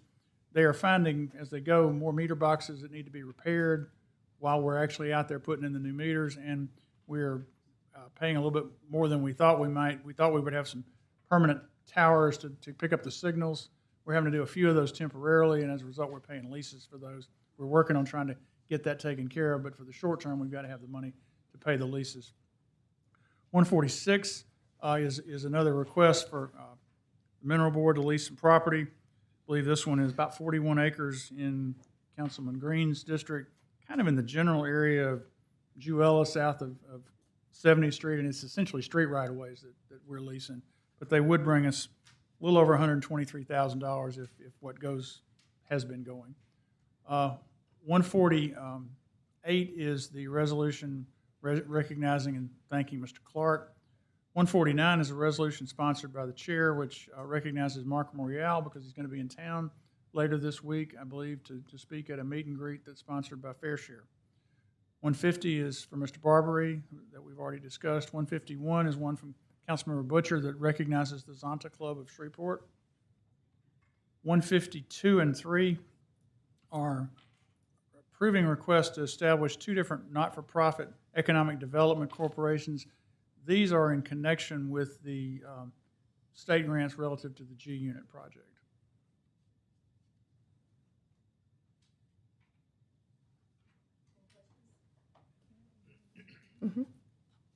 Yes, I want to acknowledge Commissioner Young. You came back in. Anyone have any questions? Mr. Dark, would you proceed with introduction of resolutions not to be adopted prior to January 13th, 2026? 154 is another mineral lease. This one is in districts E and F. It's actually generally in the area kind of around Southern Hills Park and Ridgewood Middle School, kind of in that general area. It's street rights of ways and the park itself, although no drilling would be done anywhere near that. But this is 133 acres or around $400,000. That's all the resolutions there. Any questions? Mr. Dark, would you proceed with introduction of ordinances not to be adopted prior to January 13, 2026? 152 actually responds to some comments that were made in the council some time ago about the city's somewhat outdated requirement that vehicle for hire licensed drivers had to have CDLs. This actually would change that to require just the Class E chauffeur's license. Okay. Any questions? Mr. Dark, please proceed with ordinances on second reading and final passage. 146 is one that's been on the agenda for several meetings and now can be adopted. This one declares some paint and equipment surplus relative to things left over from Paint Your Heart. I believe Ms. Howard expressed the city's intent to find a way to get those into the possession of the Job Corps for their training purposes. 147 is the actual companion amendment to the resolutions you have about appropriating money to the not-for-profits. This actually appropriates the funds. 148 and 149, I'm trying to stay out of the state legislative auditors' sites because we haven't appropriated the full amount of money that is being collected this year from the healthcare and technology innovation districts around the medical district. So this actually brings them up to what we believe will be available this year, a little over $560,000 for the East District and about $261 for the West District. Those funds are actually appropriated into next year's budget, but we get in a lot of trouble if we undershoot revenue by more than 5%, and this was a lot more than 5% because we started out not knowing how much we would get. 150 is an ordinance to amend the part of the code relative to landfill fees.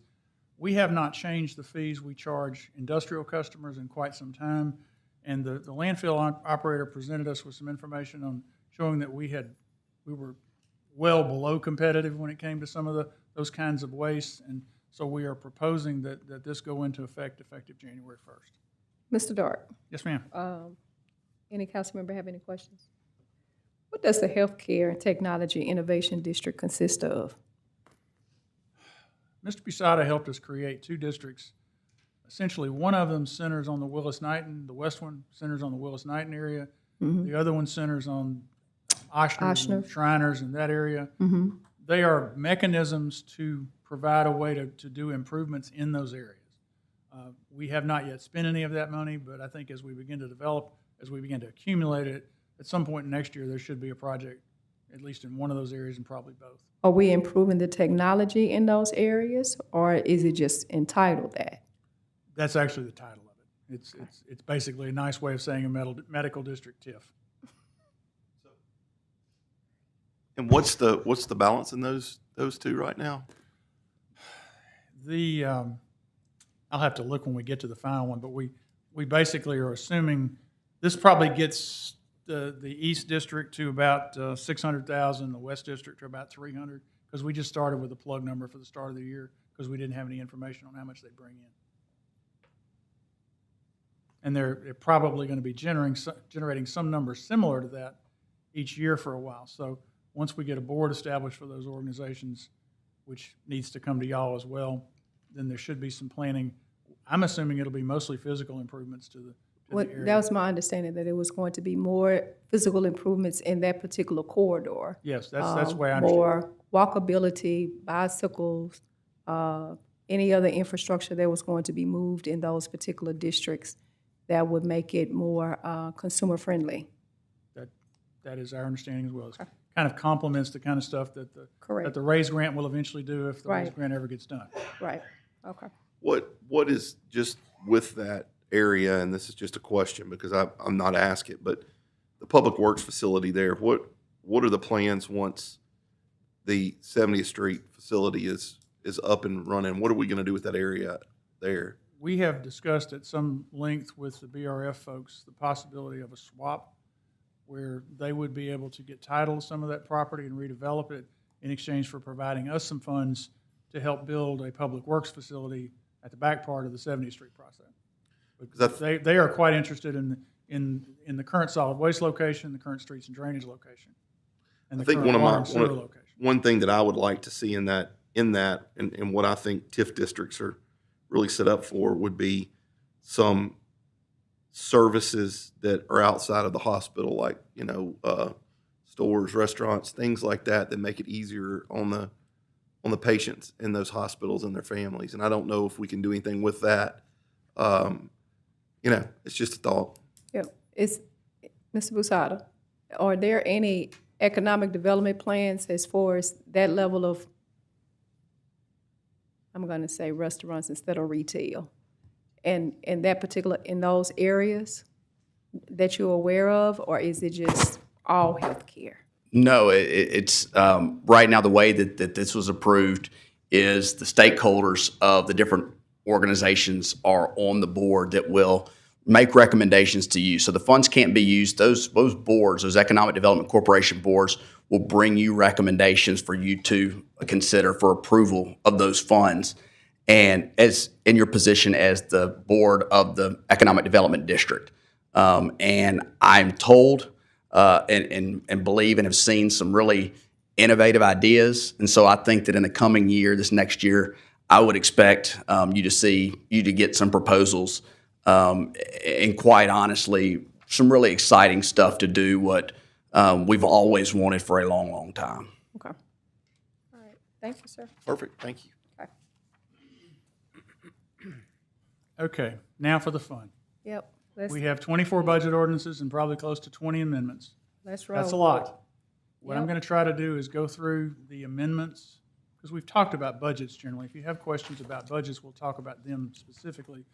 But because there's a lot of amendments, I'm going to try to go through these as carefully as I can. If I get to going too fast, please let me know. If I'm boring you, please let me know. But I want to make sure that you've had the opportunity to understand what's in front of you. Okay. 113 is the capital budget. There is one amendment now, and there may be another one, and I'll tell you about that one in a second. What we have done in amendment number 1 is try to incorporate all the changes that have happened since October 1st, because when that budget is passed, if you don't put up what you've appropriated since then, it won't appear. So we're trying to make sure all that works. We have a couple of additions. One of them is some money coming out of the water and sewer budget to go to that 70th Street project so that they can furnish it. It's about $500,000 for that. There's several $100,000, I believe, in the Fire Station 15 project because there's an exhaust system that was not affordable within the original project bid that we want to make sure gets added because it is very important for firefighter safety. Most of the rest of it is just fixing things that, we found mistakes here and there, or we're doing things that we appropriated since, as a for instance, there were 2 sport train projects that we thought would be new money for 26, and you've already appropriated them. So we got to get them in the right category, but there's nothing real complicated about that. The second amendment that you haven't seen yet is one that depends on a decision that I think you've made, but we'll need to talk about it. The general fund proposal for pay had in it some funding for rededicating some public safety funds from streets to other things. Several of you have expressed some reservations about that. If that appears to be something that you're going to want us to undo, we will do a second amendment that will, in effect, put that $480,000 back in a street project. That will, depending on what you decide to do, that would be something that you either will or won't see, depending on what you think. But I've certainly heard from a couple of you who have some trepidation about that. So that's kind of where we are with that. I would suggest you prepare your second amendment. Okay, well, that's fine. That's what we're trying to prepare you for what you might see. But it'll actually be very simple. It will be simply adding another $480,000 from the public safety fund into a particular street project. So that's what you'll see for the second amendment. So with that, Madam Chair, where will we get the 480 that was coming out to go to the raises? We will have that discussion in just a second, okay? Okay. But it means we will have less money for them. 114 is Riverfront. There's a lot of amendments, but they're actually, I think, again, fairly simple. The first one is ours, and it assumes you're going to pass the civic appropriations to the 3 groups, which will mean there's $225,000 less going into next year, and then there is a small component for pay in that one. Number 2, 3, and 4 all come from Madam Chair, I believe. Number 2 is another $100,000 for CIRA. Number 3 is $100,000 for the HBCU football game that I swore I put in the budget, and we can't. Apparently, I didn't. So you're adding it. We have no problem with that. Number 4 is for $40,000 to the MPC to do a neighborhood plan. So that, as far as I know, that's all the Riverfront amendments, and those are all coming in one form or another from the reserve and Riverfront. Okay, 115, it's general fund. The first one is a real straightforward one. We have 4. The first one is if you remember earlier in the year, y'all appropriated a first-year payment for tasers for the marshal. That actually came right at the time we were finishing up the budget, so we told them we'd add it in before passage. So that's in there, and we also added $90,000 into the police budget because they are going to need to start paying rent at the crime lab for the crime scene investigators who work there. It's been rent-free for a number of years based on some improvements we did, but it's now time to start paying. So that is in amendment number 1, just those 2 things. Amendment number 2 is the $100,000 in state money that you actually have a CEA on this agenda. That had not been appropriated in the original ordinance because it can't be spent between now and the end of the year. It's being appropriated into the SPAR budget so it can be dispersed in the manners that you all have in mind. Amendment number 3 is the equipment, but the equipment one. It's adding in the funds for the police cars, the garbage trucks, the police cars, the medic units, the concrete truck for for public works, and the water tanker for fire. That the amendment includes the money from the certificate of indebtedness to do that. It also includes a little over $200,000 from oil and gas revenue to help us make a first-year payment if there is one. We're still working on kind of how that works out, but that's probably the big number that it might be. Amendment 4 is pay. And this is the one that I think is the one we probably still have the most discussion we will need to have about in all the rest of them we have. The amendment was prepared with the intention that we would provide a 3% pay increase across the board for everybody. That is still our recommendation as first choice. We believe all means all, and we believe that some of the folks who would be left out by the proposal that Mr. Edwards read a while ago, are people that you count on and that we count on every day and every week. We understand there's several of you who have an interest in having some sort of not across the board raise. And if that is the case, we have an alternative that we'd like to discuss with you today relative to you taking the same money and instead of cutting it off at some level, basically saying everybody gets the same amount of money. That would mean roughly 5% at the bottom, which would get you over the $15 an hour that is included in the draft resolution I saw earlier today. It would mean that you would go from essentially 5% at the very lowest to 3% at the median, which is about 53,000, and it would go up to less than 1% essentially for most department heads. That is that we prefer that over what your cap is because it makes the pay charts work a lot better. At the intersection where you would, if you're stopping at 75,000, the intersection there becomes a very difficult pay chart around 75,000. And we have a number of classified employees and a number of civil service employees who are there. I saw something this morning that I've not been able to verify yet, that there might be about 400 and something employees who would be affected with the cutoff of about 2,200. Most of those people, frankly, are going to be policemen and firemen because the top two ranks in both departments, it's pretty easy to get over 75 fairly quickly in those cases. It's my understanding that you wish it to be everyone. What we would actually suggest to you that would achieve almost all of your intentions in a way that actually helps the pay chart a little bit better is to simply say we would, in effect, add the equivalent of $1,600 a year, split out monthly, obviously, to every pay spot in the city. And what that would do is it would not create new compression problems as we have created a few other times. It would mean that the folks at the lowest end would get a bigger amount of money.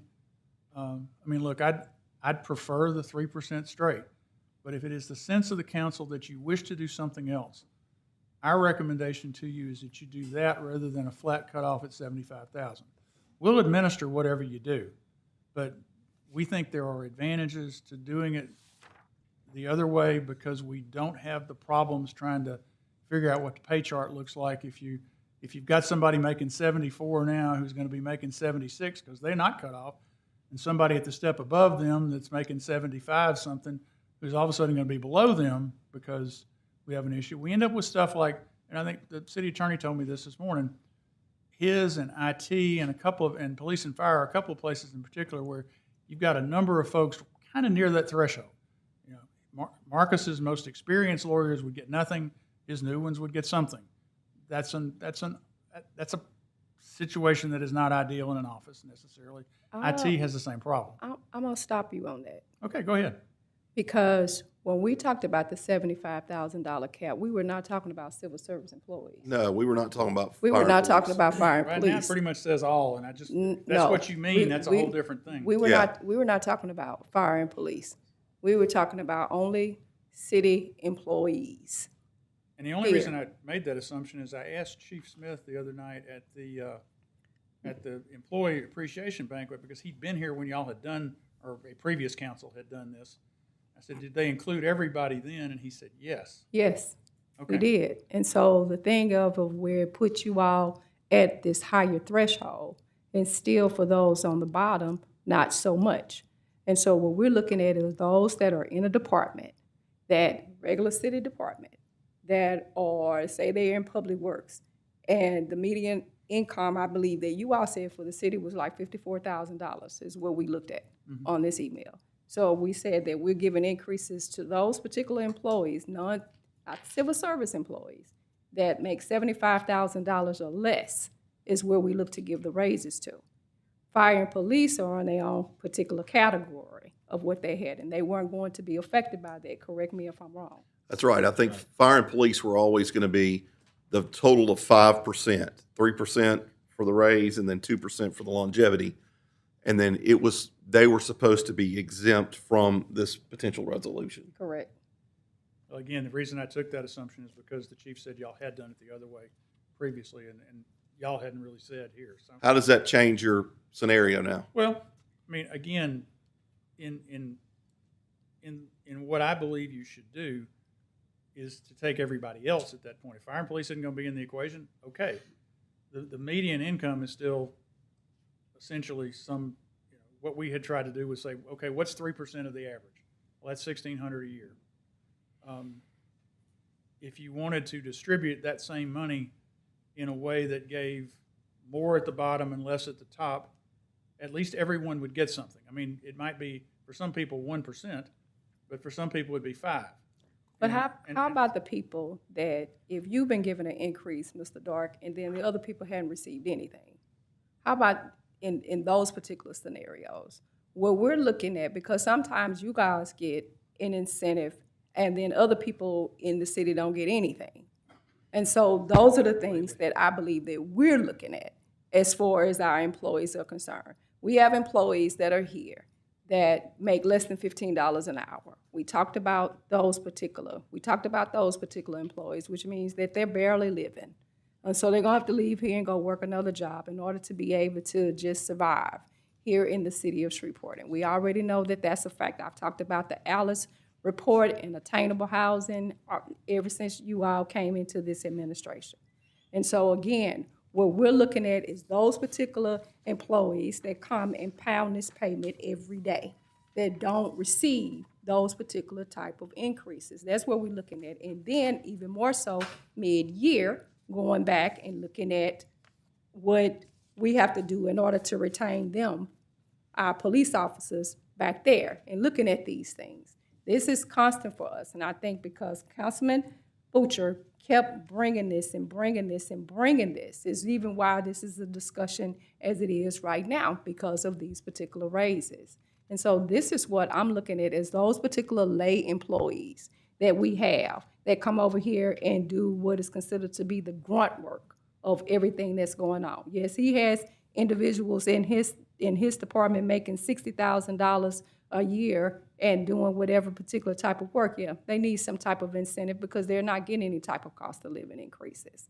But we're not looking at law enforcement, first responders. We're not looking at that. And that's why I say, ask us to tell us what we think, because when we did do the 13%, yeah, we gave everybody that across the board, but let's take a look at it. In all so many years, there had not been any cost of living increases for that much. Pretty much when Ms. Tyler gave, what, 5%? At $85,000 or less. You know, the intent, my intent is to help the ones that are barely making it. And you have several people in the city of Shreveport that are barely making it. And I don't know how, with your average rent for an apartment in a decent area is now $1,000 a month, and it's just hard to make it. And I would rather us focus on those that are a little bit lower. And then in the middle of the year next year, hopefully we'll have, and I talked to the mayor, he's already heard me say this, in the middle of the year, we'll have a little bit better idea of where we're going to be as far as sales tax revenue and things like that.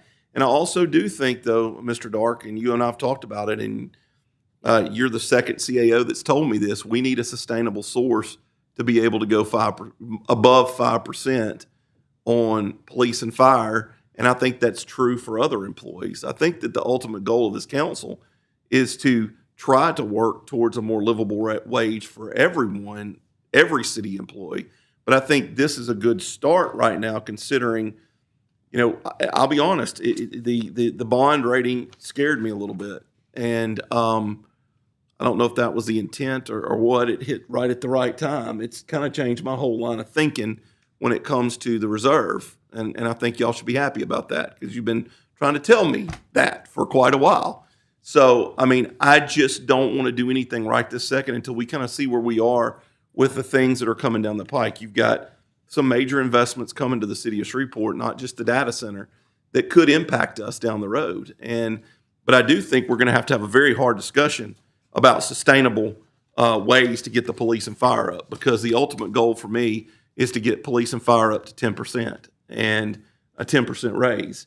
And I would like to see that happen. And then I think, you know, each department head, come to us, give us what you're, you know, I don't know exactly what Mr. Edwards' people are making. I mean, I see it when it comes across on a fact sheet, but I don't know how many attorneys you have making under $70,000 a year. I mean, I just don't. So I would like to, you know, send us that stuff. Let us look at it, because I think that, you know, I'd rather pay more for, you know, an attorney that has some experience. And if we need to go up, then we need to go up. But I think this is a good starting point. And if the cap, I think, just gives us a little bit more flexibility to do things in the future. Yep. Mr. Morgan made it very clear what we could be losing in public works. And so you turn around and let y'all not go get your trash picked up. And let that trash sit out there for some days. And I'm going to see if you want to pay them employees then. Because ain't nothing like a stinky, funky city and then trash sitting on the curb. You ain't going to be worried about the police. You ain't going to be worried about fire. You're going to be worried about when I'm going to get this trash picked up. And all those particular say, let that water line sit up there and rupture and then start flooding the whole street. You're going to be worried about who's going to come over here and plug this hole. Seriously.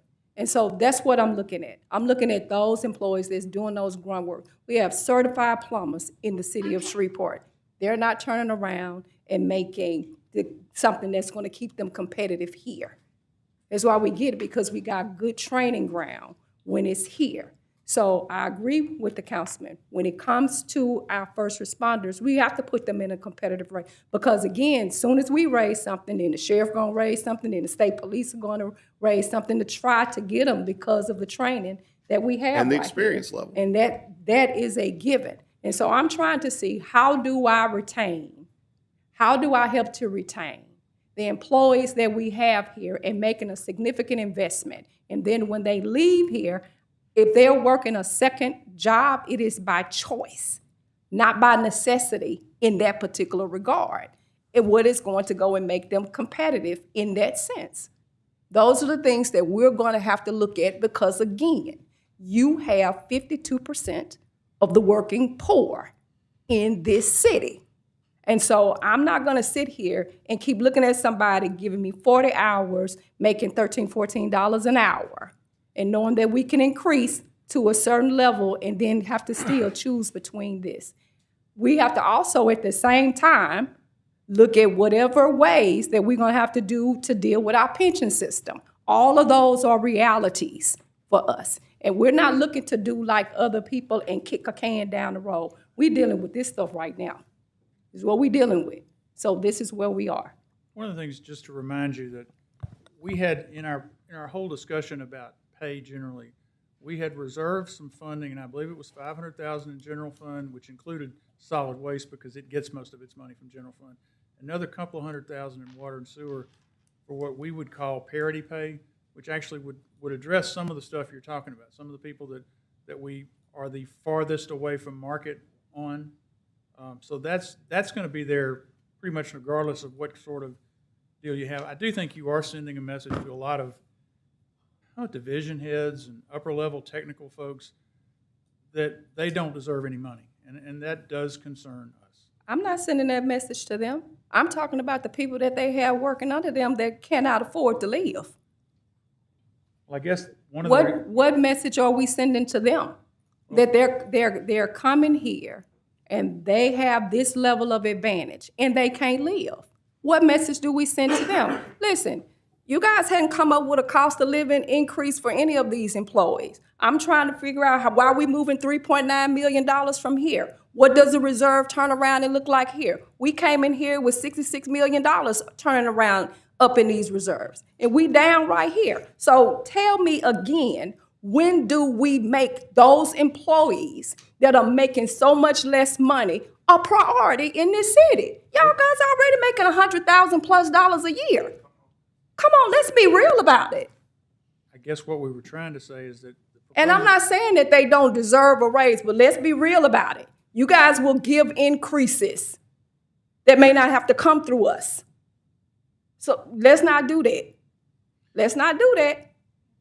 Well, and I would also say that the former council gave a 13% raise across the board. Correct.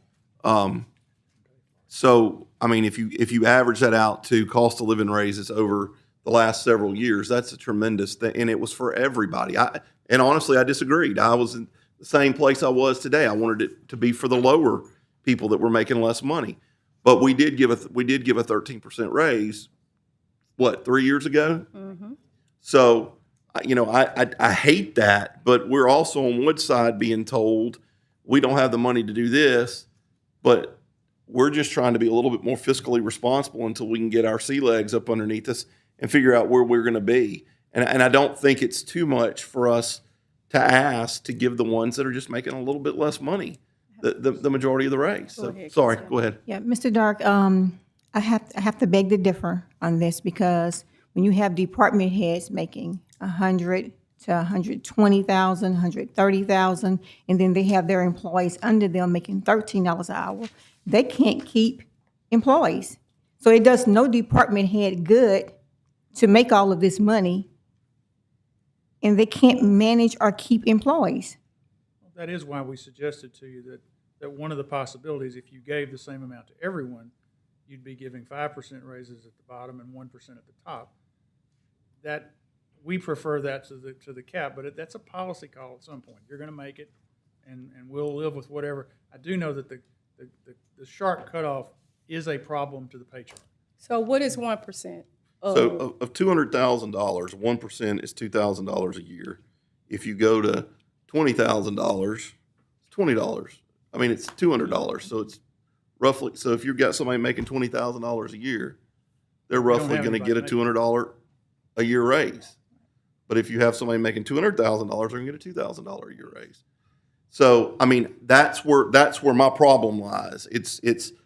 No offense, I'd rather give the guy making $20,000 the $2,000 and the guy making the $200,000 more money. So I think with the salary adjustment, we're not there. I think we need to have a conversation before we approve the budget, just so we can get there and take care of everybody, or make an attempt to do something, and don't call it a raise. Let's call it a salary adjustment and look at these salaries, talk to some of the department heads and get some information from them. I think that would help, because Mr. Morgan came up at budget season. He just got promoted. He cannot keep employees in his department. Right. So it's not going to make him look good if his department don't look good. Well, that's why we tried to put some money in his budget for some of the parity stuff, because it's pretty clear that the places that are the most likely to need it are going to be Public Works plus solid waste together, and a little bit in SPAR. That's where we thought from just the early data I've seen, places that would be the most difficult. What I think is going to happen here, though, at some point, although you have a resolution you're going to pass that essentially codifies what you want to do, eventually you will see a pay chart, because you will have, in order for these increases, whatever they are, to go into effect, you will be asked, HR board first for the classified folks, and then you for police and fire pay. So you'll see what you have. We do have some concerns about where that intersection, where the number exactly cutoff is, because it becomes a little bit difficult to put a schedule together. But whatever you do, we'll figure out how to deal with it. The other issue on pay that you do need to be aware of is if you choose to fund less of if you don't fund using the public safety money, That's $480,000 less to play with. We will, depending on what you pass, we'll have to run the numbers to see if we can still do April 1st or if we need to back up a month. Because we're only going to have the same amount of money regardless. And if you're going to, the raises we had in there, not counting parity and not counting the uniform allowance, a little over $3.3 million for the general fund. If you're going to drop that to 2.8 something, we got to come up with a raise package that starts in whatever month gets us to 2.8 for next year. And frankly, I can't tell you the number today, but it's likely to be at least a month later if you do that. But I mean, that's a policy choice you need to make. I mean, I don't have any other money to print to drop back in to replace that hole. Well, Madam Chair, real quick on that. So we have 2 oil and gas leases that we're approving, correct? You said one would generate about 100 and. One's 100. No, those are that money's essentially budgeted in next year. That's what I was going to ask. You've already budgeted that. Yeah, I mean, well, that's actually what's funding this. Is we got a little more optimistic on what we thought we might get, and we went from $5.25 million to what's going to be a little over $8 million if you pass everything tomorrow. So yes, that's not new money. That's okay. That's all I need to know. But I mean, that's where I think we are. We would recommend that you pass Amendment 4. We can take the 480 out now, or we can take it out later from the general fund. You've passed stuff before where we had a solid waste fee in there that didn't go, and we can take it out later, and it's not the end of the world. We don't have to do that tomorrow. But are you moving $3.9 million from the riverfront to the general fund? Your budget already includes moving 3.9, and we chose, after we originally told you we were going to take another $500,000 from riverfront. We're not doing that now because of other things that y'all have done with, and what we expect you to do with riverfront, because that's kind of the money that's out there. We ended up finding $500,000 in an old capital project that also included ARP money. And when we found we had some ARP money left over from the Ford Street project, it can only go in places where there was already an appropriation at the end of 2024. So we can substitute some of that Ford Street ARP money for the money that was the $500,000 that was in that project, the Academy project. That was our substitute for the riverfront money, because the longer we thought about it, the less we thought it was a good idea to do that one. You're actually paying $4.4 million this year. We cut it to 3.9 for next year. Obviously, I'd love to make it smaller, but that's just not possible right now. So, Mr. Dark, you're going to send us that email so we can burn the midnight oil and get this approved tomorrow? Well, I guess our position is that you can approve, the changes are not going to be dramatic in any one department. I mean, what you might end up with is somebody might have a little tiny bit more money for pay in their budget than, because the increases are not going to be as large. That would give us more money for parity. It's not a big number in the scheme of things right now. We think it's probably appropriate for you to go ahead and pass the 4 amendments as they are, with whatever instructions you give us on pay based on the resolution that you, I assume, will be adding tomorrow. Why would we pass the 4 amendments as they are? Well, 1, 2, and 3 don't have anything to do with pay, first of all. Okay, but that's just my question. You said the 4. Well, Amendment 4, the only thing that'll end up being wrong with Amendment 4 when we get done is it has the $480,000 in there for the public safety fund. We can take that out later, or we can take it out now. It just becomes an interesting issue where to apportion the 480 out. It means a lot of different department amendments. If that's what you want us to do, we'll figure out a way to make it work for tomorrow. But you have some precedent for doing this where it gets taken out the first time you do amendments during the year. So let me tell you what my issue is. My issue is the statement that you made as it becomes to, and I'm not going to call them lower level employees, I'm going to call them those employees that are boots on the ground for real. They get out here and they do the grunt work that you all will not do. I want to know why it's such an issue for them. If Mr. Morgan said that we're losing our CDL drivers, and I hate to keep harping on him, but he was the one that was bold enough to talk about his drivers and what they're facing and every day. If we're turning around and we're losing those people, And we need to pay them additional dollars more, and that's where we need to go, especially when we're talking about keeping our city clean and beautifying and all of this stuff right here. What is the problem investing in them? I don't think, and I'm just speaking right now, I don't think that Mr. Morgan would have a problem investing more in his employees to keep them in order to keep this city operating. Because we got to keep this city operating, is what I'm looking at. And I'm going to say it again, and you all know I'm not wrong. You will give your department heads increases that will not come across this desk. And those other employees that work in that department will not get anything. And I know I'm not lying. So again, the investment for me is them. Please understand that amendment number 4 includes parity money to do Okay, just what you're well, talking about. I'm gonna say again, Mr. Dark, you and I are gonna disagree on some of these dollars. Okay. I'm just telling you. Because we had a nice reserve. I think Councilman Green, you had something to say? Not on the raises. I have another question about the crime lab. All right. Mr. Dark, would you go back over the crime lab as to us having to rent from them again? Explain that again. I only know about a paragraph worth of that, so I'll do my best. Okay. We have been occupying space in the crime lab for some time. And I think we contributed some money some years ago. Yes, sir. We gave them $100,000. And in effect, they said for some period of time, you'll get to stay here free. No, that was not it. They was in a jam, and they didn't have the money because something happened at the state, and Yes, their sir. money was not coming. So we had to hurriedly We gave them $400,000. give them $400,000 to keep them afloat. And that was because we were partnering with them. So I don't think it's fair that now that they are on their feet, that now they're saying that we need to start paying rent when we Bailed them helped out them of a when they hole. were down. Right.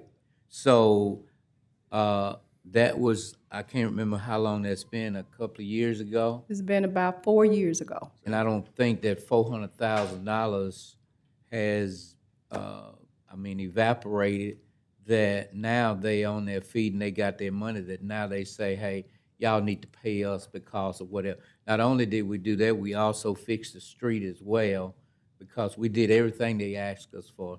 So before we start paying them rent, I think we should ask them to pay some of our money back. You know, if that's the way you feel, we'll be happy to change amendment number 1 to only go back to just being the marshal. That's not, I was asked by police, crime lab has asked for this starting in January. Can you put something together? Council's eventually going to see the piece of legislation to approve the lease anyway, but. The crime lab needs to make sure that they getting their dollars from all the entities Yeah. that they're supposed to be getting them from. That's Because we gave them Because we gave more them money for- than than anybody, anybody but we're else. not the only ones using that crime lab. And we also were going to give them more when it came to the public safety fund, if Correct. I'm not mistaken. Yes, sir. Look, we'll be happy. That's a decision that can be deferred to another date as far as we're concerned. I'm just trying to cover what police told me they thought they needed. But I'd be happy to So- change 1 for that. Can the chief come up real quick? Oh, is Chief even here? He was. There you are, behind you. Hey, chief, so they're wanting more, because my thought was that since we were giving them this money, that we were just going to be able to stay in there. And now what did they send you, a letter saying they wanted more money or what?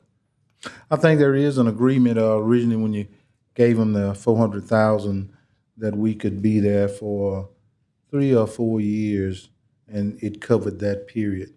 And I think that period is up. But I think there was a written agreement between them and the city when the money was given to them. Marcus, do we have a copy of that? Have you looked at it? Is everybody else at the crime lab paying their fair share?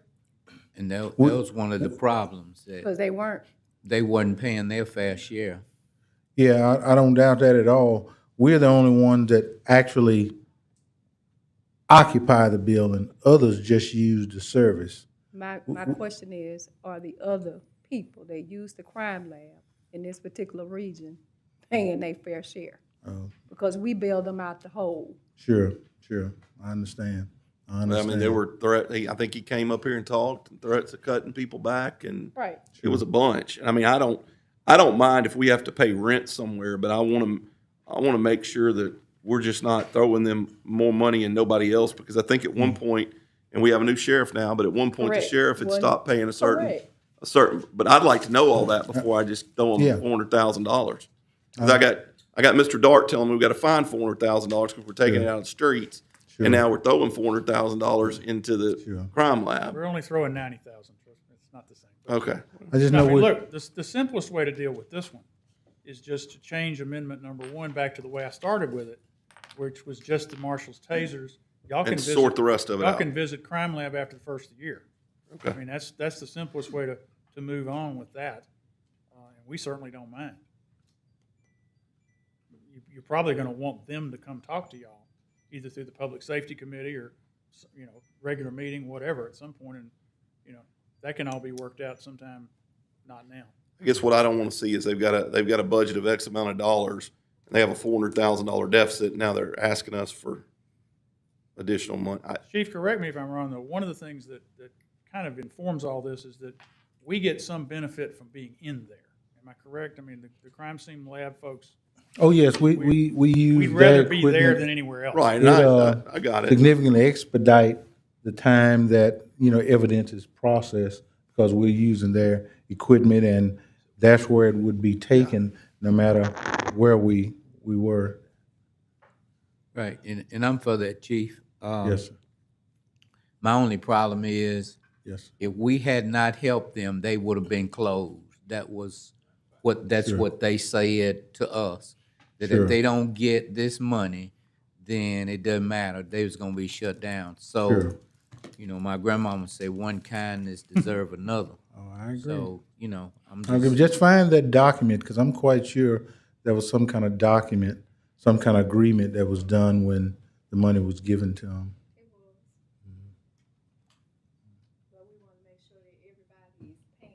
Sure. I'm with you 100%.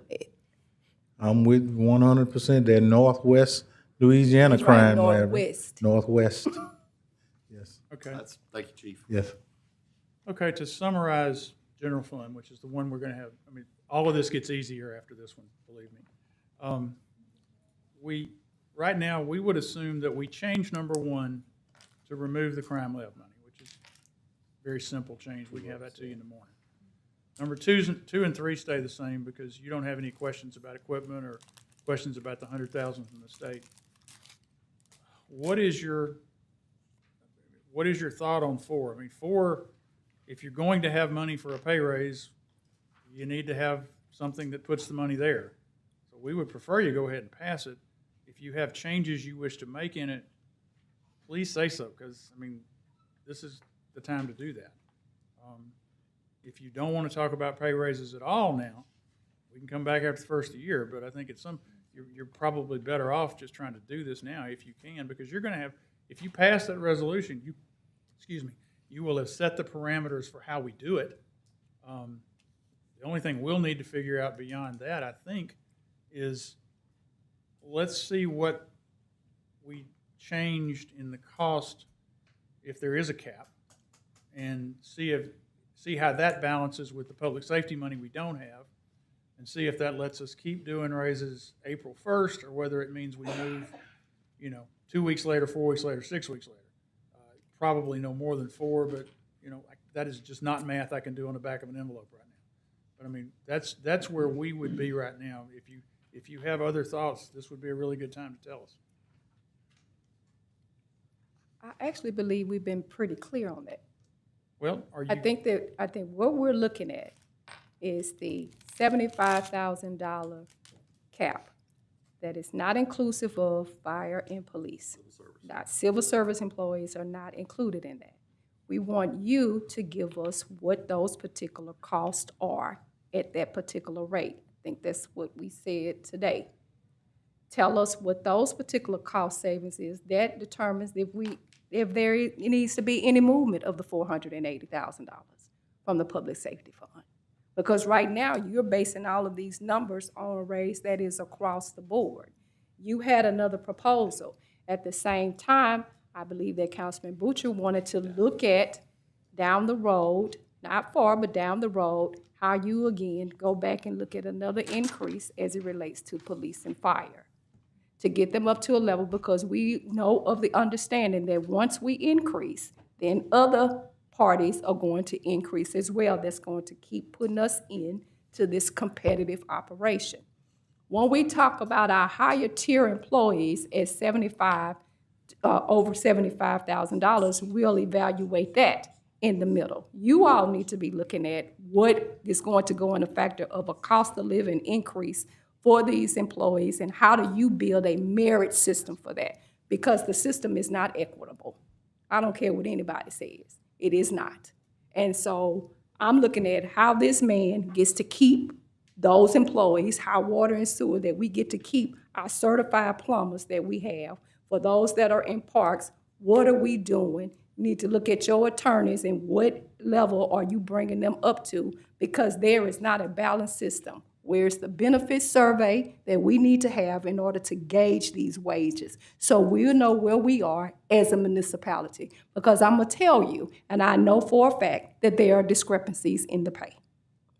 It was before, it was again. And so you look at those numbers. That's why you have a whole finance department. Let them go over there and play with those particular numbers, and they can bring us those numbers back tomorrow. Madam Chair. Yes. And that would be my sentiment as well, that we take care of what she just said, what Councilman Butcher just said, and then everybody else, once we see where we are in a few months, then I feel like it would be fair to take care of them. But I just think that what we need to do now is take care of the needy, and I'm not gonna say the greedy, but I'm just gonna say, take care of the needy right now. And then in a few months, take care of whoever else is necessary. And I think that would be a balance that we could live with for right now. Madam Chair, Yes. just real quick, there is one caveat to this whole thing, and I didn't think about it, but when you talk about public safety, I find it hard not to talk about the city marshal's office. However, I want them included they're in not it. civil service. Right. So I believe that if you're going to do that, then the deputy city marshals and the city marshal's office should also be, the marshal's pay, for the record, is set by state statute. Okay. So we can't give him a raise. It's set by state. So it would be the marshals, yeah, and the deputy. And I think there's, what, 22, 23 of them. So it's a very minimal amount of money. But I would like to see this amendment done, or this resolution done, and in it probably read, exclusive of civil service employee, all civil service employees. Because I want PCOs, FCOs, jailers. I want them all that are civil service recognized to get the raise. Correct. And deputy city marshals. That's the way it should be worded, I think. And just for the record, the money for And deputy airport city police. marshals. Whoever is was in what- incorporated Yes. in that particular bunch. I think it does. That are We those were that are including- first responders need to be in that, and what their departments are. They need to be in that particular number. I think airport police should be Yes. involved as well. Yes, Pretty much anybody who's post-certified in one way or the other. correct. Well, but your PCOs and FCOs Well, but I aren't, mean, but but y'all have made it You clear. don't want them left out. You don't Yeah. want those particular individuals left out, and definitely, like our city marshals are our direct police officers in a sense, when you come and talking about the city. So you want to make sure that they are incorporated in that.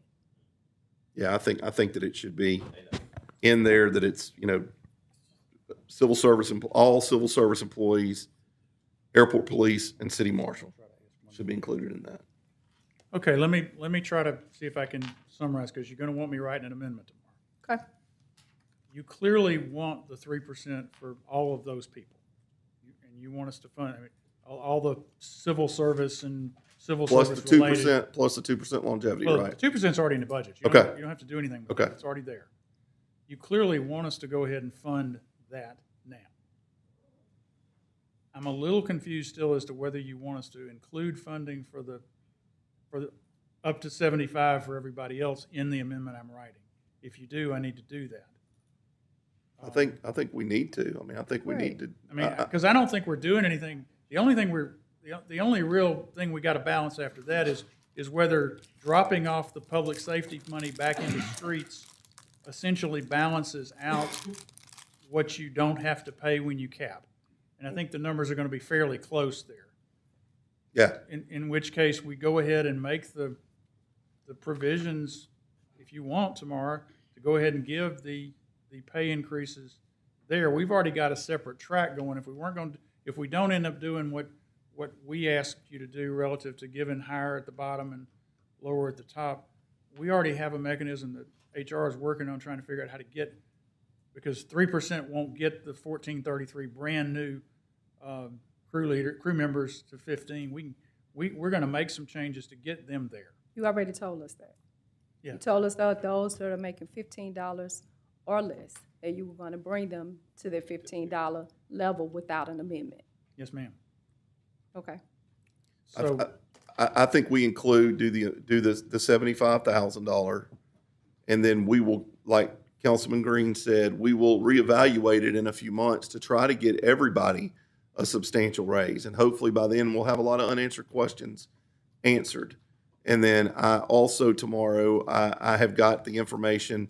I talked about a use tax on alcohol, tobacco, spirits, and wine. Lennis has some information. Ms. Stewart has some information on that I'd like for her to share tomorrow and give us some percentages of where, if we decided to do that, which would mean an election. And I know people are leery of saying that, but I think that we've done all we can do at this point, raise-wise, that we can do at this point. Now, it might change a few months down the road, but police and fire, especially, we're losing people left and right, especially on the police department. It's scary to the amount of police officers that we're losing. So we don't have any place else to go. The only other thing to do, I think like somebody suggested, is going up on a water surcharge. Well, I don't think that's a good idea right now. Correct. So why not let the voters, we go out there and we say, okay, if you pay a little additional tax on your alcohol and your tobacco, we think we can, the numbers are pretty close to about 6 million that we could generate in additional that would sustain. I mean, if we went up to like 4% or something like that, isn't that right? I'll let her give all that tomorrow, and we'll have a little printout for you if that's okay. But we're looking at about $6 million additional dollars. That would get us up to where we need to be on police and fire. So that's just my idea. I don't want this to be the stopping point, but a lot of people don't understand, we're under a 15th deadline to get this budget by the charter approved. So we got to get it approved. And I think with these small changes, Mr. Dark, we can always, like you said earlier, we can always go back and make changes. And we are going to go back and make changes. It's a given. Let me suggest what this might look like, and it's a little more work for me and Stephen, but we'll figure it out. That's why y'all get paid the big bucks. Madam Chair, Understand? I didn't understand. Did you say she was gonna bring us some wine tomorrow? Yeah, wine and spirits. No. The new branch of Total Wine. In it, TJ Swan. Okay. Anyway, let me see if I can do this just to be sure, because I'd like to. What I would suggest to you is that we would recast amendment number 4 to take the public safety money out of it and reduce slightly the allocations for at least the departments where I think the cap might come into effect more than others, I guess. And then we try to figure out, once we see all that, because I really can't give you the effective date between now and tomorrow. I just can't do it. But I think I can realistically assume what I think I know from the cap number, that the most likely thing would change is either 2 weeks or 4 weeks, very outside chance 6. But we try to use whatever money you gave us to go as far as we can. We would keep in all the parity stuff, because that is what is important to the stuff that Madam Chair has been talking about from the beginning, the people at the bottom end who are the most underpaid, if that's where they are. And we have some technical folks, I think, that will probably also fit that. But if we do that, that will get you the money for your 3%. It will get you money for 3% for classified up to 75, or everybody up to 75. And then give us the opportunity to come back and look later, but you won't have done anything there that's fatal, and you will already put into place so we can bring you pay charts for fire and police and classified it sometime fairly soon. I mean, look, this is not my preference, but it is what I can't afford. And, that's clearly what y'all want to do. So we will get it to you. I think you can, I don't think there's any reason to put this off beyond tomorrow. We'll have you something that reflects your intent, middle of the day tomorrow. Okay. So then, come July 1st, around July, and we will look at what the numbers are. What we're looking at it after first and second quarter to go to see what any increases that we could turn around and that we provide to upper level staff. I agree 100%. And I think that the other part is I am encouraging us all to seriously consider the use tax on alcohol and tobacco. And I think that's something that could be, and I know it's not ideal in an election season. People don't like additional taxes. But I think that we have combed, and I will tell you this city council has combed this budget. Everybody up here has with the CAO. And there is no way to sustain a 10% raise in our financial. But the scary part is, and I've heard this from more than one officer, it's not quite so much on the fire department anymore, but it is on the police side, that we need to get a raise for police officers quickly. Right. I mean, I'm even concerned about waiting on the 5% until the end of the first quarter. But if that's all we can do, that's all we can do. Well, 2% kicks in January. That's. But anyway. I have been told that, and the chief can talk to this, that we're losing more on a regular basis. And, we've done everything we can do with equipment. We've done everything we can do with stations. We've done everything that we can do. It's got to be coming down to the pay. And like what Chairwoman Taylor said about these people having to go out and work additional jobs, and that's why we have so many people calling in sick, because they're going out and working their tails off until they're sick. And so we've got to really, really start looking very, very hard and very, very quickly. We don't have time to kick this can down the road. So, I mean, either we're going to vote up going out for a sales tax or we're not. And then we need to move on. And then we'll just let the chips fall where they may. But I'm going to give you the data, and we'll think about it, and we'll come up with an idea. I know nobody likes the word tax. I'm a Republican. I'm probably maybe the second most conservative person sitting up here. But I am very conservative when it comes to finances. But I don't know where else we're going to find the money. And number one, do what James Green said. well, James may be more James conservative said, than me. Let the plumbers in the water and sewer department go out and go over here and fix people's stuff. I just am In the city afraid. trucks.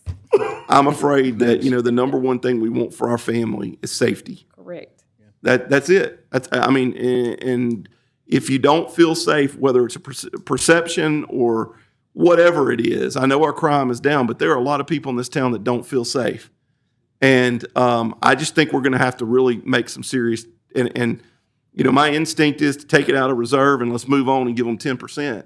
But when you got rating agencies and our attorneys telling us, no, don't do that because you're going to screw everything up. And we have how many outstanding bonds that we still have to sell? 100 and how many? About 160 or so. $160 million of public safety. The majority of it is for fire stations and police stations that we hadn't sold yet. Right. If our bond rating goes down, then we're screwed on the interest rate. We may not be able to sell them, or we may end up paying more down the road. So it's a very bad situation that I feel like the city is in. And the only way to solve that is by doing something creative and looking outside the box. So thank you. Please Councilman understand, Green. Madam Chairman, that, we heard you the first time. We tried very hard to find whatever money we could. And truthfully, as it ends up, we only pull one source you didn't like. So we may have succeeded there. We're happy to be a part of that dialogue. We obviously have some financial expertise we can help you with, but you have ideas that we don't always have. So we'll be happy to try to work with you. If that's all we have on general, we can move on. Let's go. Madam Chair. Yeah, Councilman Green. I'd just like to say this, that it's cold now, but it was hot. When you hear the garbage truck, when it's cold tomorrow, when it's raining, just think if you would want to be on that truck. In the summertime, Heck no. when it's hot. Then when you go to water and sewage, they out In them holes. in the hose every day, every night. If something happened right now, just wonder if you would want to be where they are. When I hear the garbage truck, when I see them out working, my heart goes out to them. And I preached a sermon some time ago that's entitled Bloody and Dusty. We don't have to get in the ditch, but we can get in this budget and make it right for everybody. When I was growing up, my grandmama said, you can't treat everybody the same, but you can treat them right. You're right. That's right. And that's all we're asking. When Councilman Butcher brought this to my attention, Right. Councilman Taylor, and we started talking about it, my thinking is we can't treat everybody the same, but we can treat them right. Correct. That's where I'll be satisfied. With Thank you, dignity Madam and Chair. respect. Okay, you ready to try to move a little? 116 is retained risk. It doesn't have any amendments, so we can, it is what you heard earlier. 117 is MPC. It has 2 amendments. The first one was pay. I'm going to look at MPC in the morning. Stephen and I are going to be trying to pull together places where there are employees who might get hit by the cap. If it turns out MPC might be one of those, we might end up amending 1 downward a little bit to not use as much money. But Amendment 2 is the one that Councilwoman Taylor authored that is the companion to one of the riverfront ones to put the $40,000 in neighborhood planning. 118 is community development. The only amendment is pay. Again, we will look at that and make sure that we don't have the ability to adjust it down a little bit. We might a little bit. 119 is grants. There's nothing there new. 120 is downtown entertainment. That's a placeholder budget that likely will change at some point during the year when we start figuring out what the new G unit entertainment district looks like. 121, the only amendment is pay. I don't believe they've got anybody making $75,000, so it's likely it would stay right where it is. And what we did when we calculated these is we said, okay, all pay, all overtime, all retirement. So that's what the basis of all these is. So 121 shouldn't change any. Madam Chair. Yes. 122 might a little. Again, I think airports might have a very small number of folks over 75, but we'll see if we need to make an adjustment in Amendment 1 tomorrow. But I don't know that we will right now. I have a question. Councilman Yes, sir. Mr. Dark, I have a question, 121. Yes, sir. From my understanding, of course, it's in Councilwoman Taylor's district, at the golf course, Yes, sir. Lakeside Golf Course, had a fire. Yes, sir. Is that, what are we going to do about that? Well, the operator of that facility is not us, and they had insurance. So that's the first place Okay. we're going. Okay. If that doesn't cover it, we'll come back to you with whatever needs to be done. But they are and were required to have what I believe was pretty good insurance. Okay. So that's the first place we go. Thank you. Thank you, Madam Chair. You're welcome. Okay, 123 is water and sewer. The First Amendment was pay, and it did actually have some money in it for parity on top of the other. I don't know whether we'll change 1 or not. If we do, it'll only be a little bit. Amendment 2 is actually a companion to a change we made in capital budget to take some money out of their reserves so they could furnish their new building. 124 is Sportran. There's no change there. 125 is downtown parking. There's no change there. There's no change in convention center hotel, or debt service. That's 126, 7, and 8. 129 is solid waste. It has an amendment that's actually a little more complicated than some of the others because we're trying to do 2 things in it. One of them is include the money for equipment, which we have done. Include the money for the first payment on equipment, which we have done. And then there's a good bit of money in there for pay. I don't believe we will touch that one in pay because I don't believe there's anybody there making 75,000. But that's what's in that amendment. And the money for the pay is all from general fund because whatever any increases you make in the solid waste budget over the revenues we already have has to come from general fund. So that's where that is. 130 is streets. I believe we will probably, based on the discussion today, just ask you not to offer Amendment 1 because Amendment 1 was going to be moving the money out of transfer to streets and into transfer to general fund. So based on the consensus I heard earlier today, the amendment on 130 will not need to be offered. 131 is diversion. There's no amendment there. 132, there are two amendments. The first one will not need to be offered because it was going to be doing the transfer away from streets into general fund. But Amendment 2 is one that Councilmember Butcher's offered. This relates to the helicopter. It is moving money into the proper place in the public safety fund to pay the. It's not really a lease, but it's a contractual agreement with the sheriff for essentially availability of the helicopter, as I understand it. The last four are economic development districts. There are no changes in those. So what we will be doing between now and hopefully late morning tomorrow is preparing a modification to amendment number 1 for general fund because that's the one that takes the crime lab money out. We will be preparing a change to amendment 4, and we may make a few changes to some of the amendment 1s on some of the funds that rely on the general fund for pay. But as far as I know, that's the only changes I see based on the discussions today. Okay. Any questions? Madam Clerk, is there any table legislation to be removed from the table today? No, ma'am. We have no property standards or ABO appeals to consider today. We have no MPC or ZBA appeals to consider today. Are there any other appeals, Madam Clerk? No, ma'am. Are there any reports from officers, boards, and committees? Ms. Howard, would you come up, please?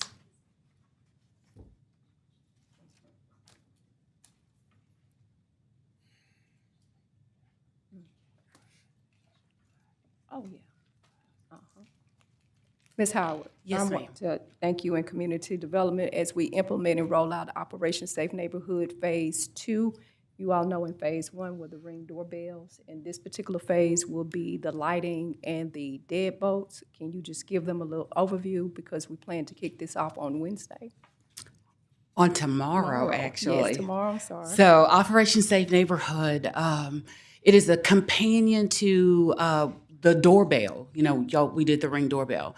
And so what we're going to provide to homeowners, floodlights, what you will provide to the homeowners, floodlights front and back and deadbolt. And so we will set up at 4 community centers on Tuesday, Wednesday, Thursday, and Friday. It's going to be, again, first come, first serve, available to homeowners. But if you are elderly or disabled and you are a renter, we'll certainly, serve you first. And then after, we'll open an online portal. And so we went through the procurement process. Artisan Electric is the vendor. And so what we're doing is while we are doing intake, we're going to be ordering equipment at the same time. So there's no delay. So as soon as we start doing those intakes, we'll start with installation so that those residents can feel safe. We want to make sure we do it smoothly, orderly, and in accordance to what you guys have asked us to do. So we're very excited about that. We have four places that we're going to be for the next several days as it relates to Operation Safe Neighborhood. Can you name the location? Sure. And I'm sorry, I don't have my phone in front of me. I know tomorrow is 5:30 to 7:30. And I'm sorry. Let me email it so I won't get it wrong. But tomorrow we're doing our first intake from 5:30 to 7:30. That's Tuesday. On Wednesday, it's from 1 to 3, so that those who may not be able to drive at night can still get their application in. On Thursday, it's also 5:30 to 7:30. And then on Friday, I think it's an earlier one. But let me get those locations to you. We'll be at Bilberry Park. One's at Bilberry, one's at Bilberry Park tomorrow from 5:30 to 7:30. That's Tuesday, December 9th. Wednesday, December 10th, we'll be at David Raines Community Center from 1 to 3. Thursday, December 11th, we'll be at Valencia Park Community Center, 5:30 to 7:30. And Friday, December 12th, we will, from 1 to 3, we'll be at Air Park Community Center. Correct. Those are the 4 locations where we will be. There is a flyer, I'm sure that's probably posted on the city's website. And I have it posted on my Facebook page. It should be sent to all of you. I also want to thank Dr. Johnson for working to get this complete, but it will be going out to the community, and Operation Safe Neighborhood is in full effect. Yes. Don't ask us about no smoke detectors and all that stuff. You need to call Chief Reese. That's right. Yes. When she finishes, I need to speak to the Councilman attorney. Talaferro. And thank you, Madam Chair. I just want to make this comment is that, this is just I guess, a beginning of crime prevention, and that while we are ecstatic to provide funding for this particular project, I want to encourage all of our citizens, not just those who are getting this equipment, that this is only one portion of the crime prevention element, and that if they see something, they must say something. Correct. Don't expect the floodlights to do it all, to be, to curtail crime, that if they see anything in their neighbor's house or anything that is suspicious that is just not correct, please tell them that they need to get involved and start reporting this kind of crime or any kind of suspicious activity, and let the police department decide if it's, a crime or not. Do you know the Crime Stoppers number by chance? 673-7300. That's the real one. It's I honestly think 73-73. you would not remember that number. That took me back about 10 years. 10 years, I know it. Yeah, right. We don't need your name, just your Crime Stoppers information. doesn't want your name, just your Say it again, Jim. Councilman Green. Thank you, Madam Chair. Attorney, would you announce about the meeting at Airport Park next Thursday so I won't mess it up?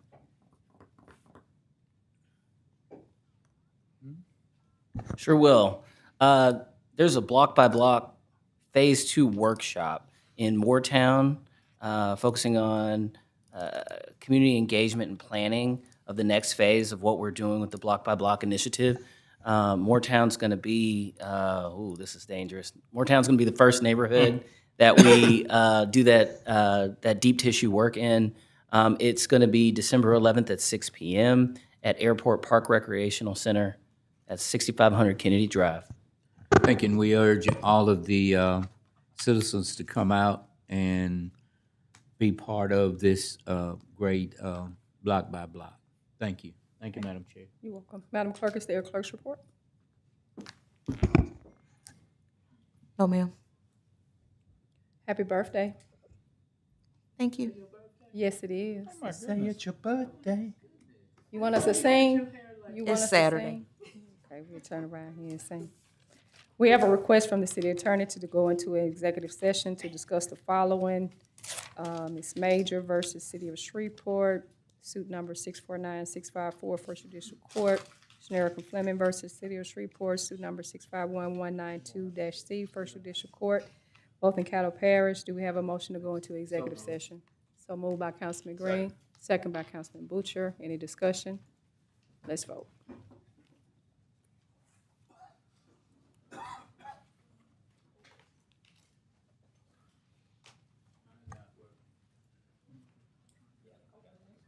Councilman Green? Yes. And Councilman Talaferro? Yes. That passes with 6. So we're gonna go to the back after the executive session.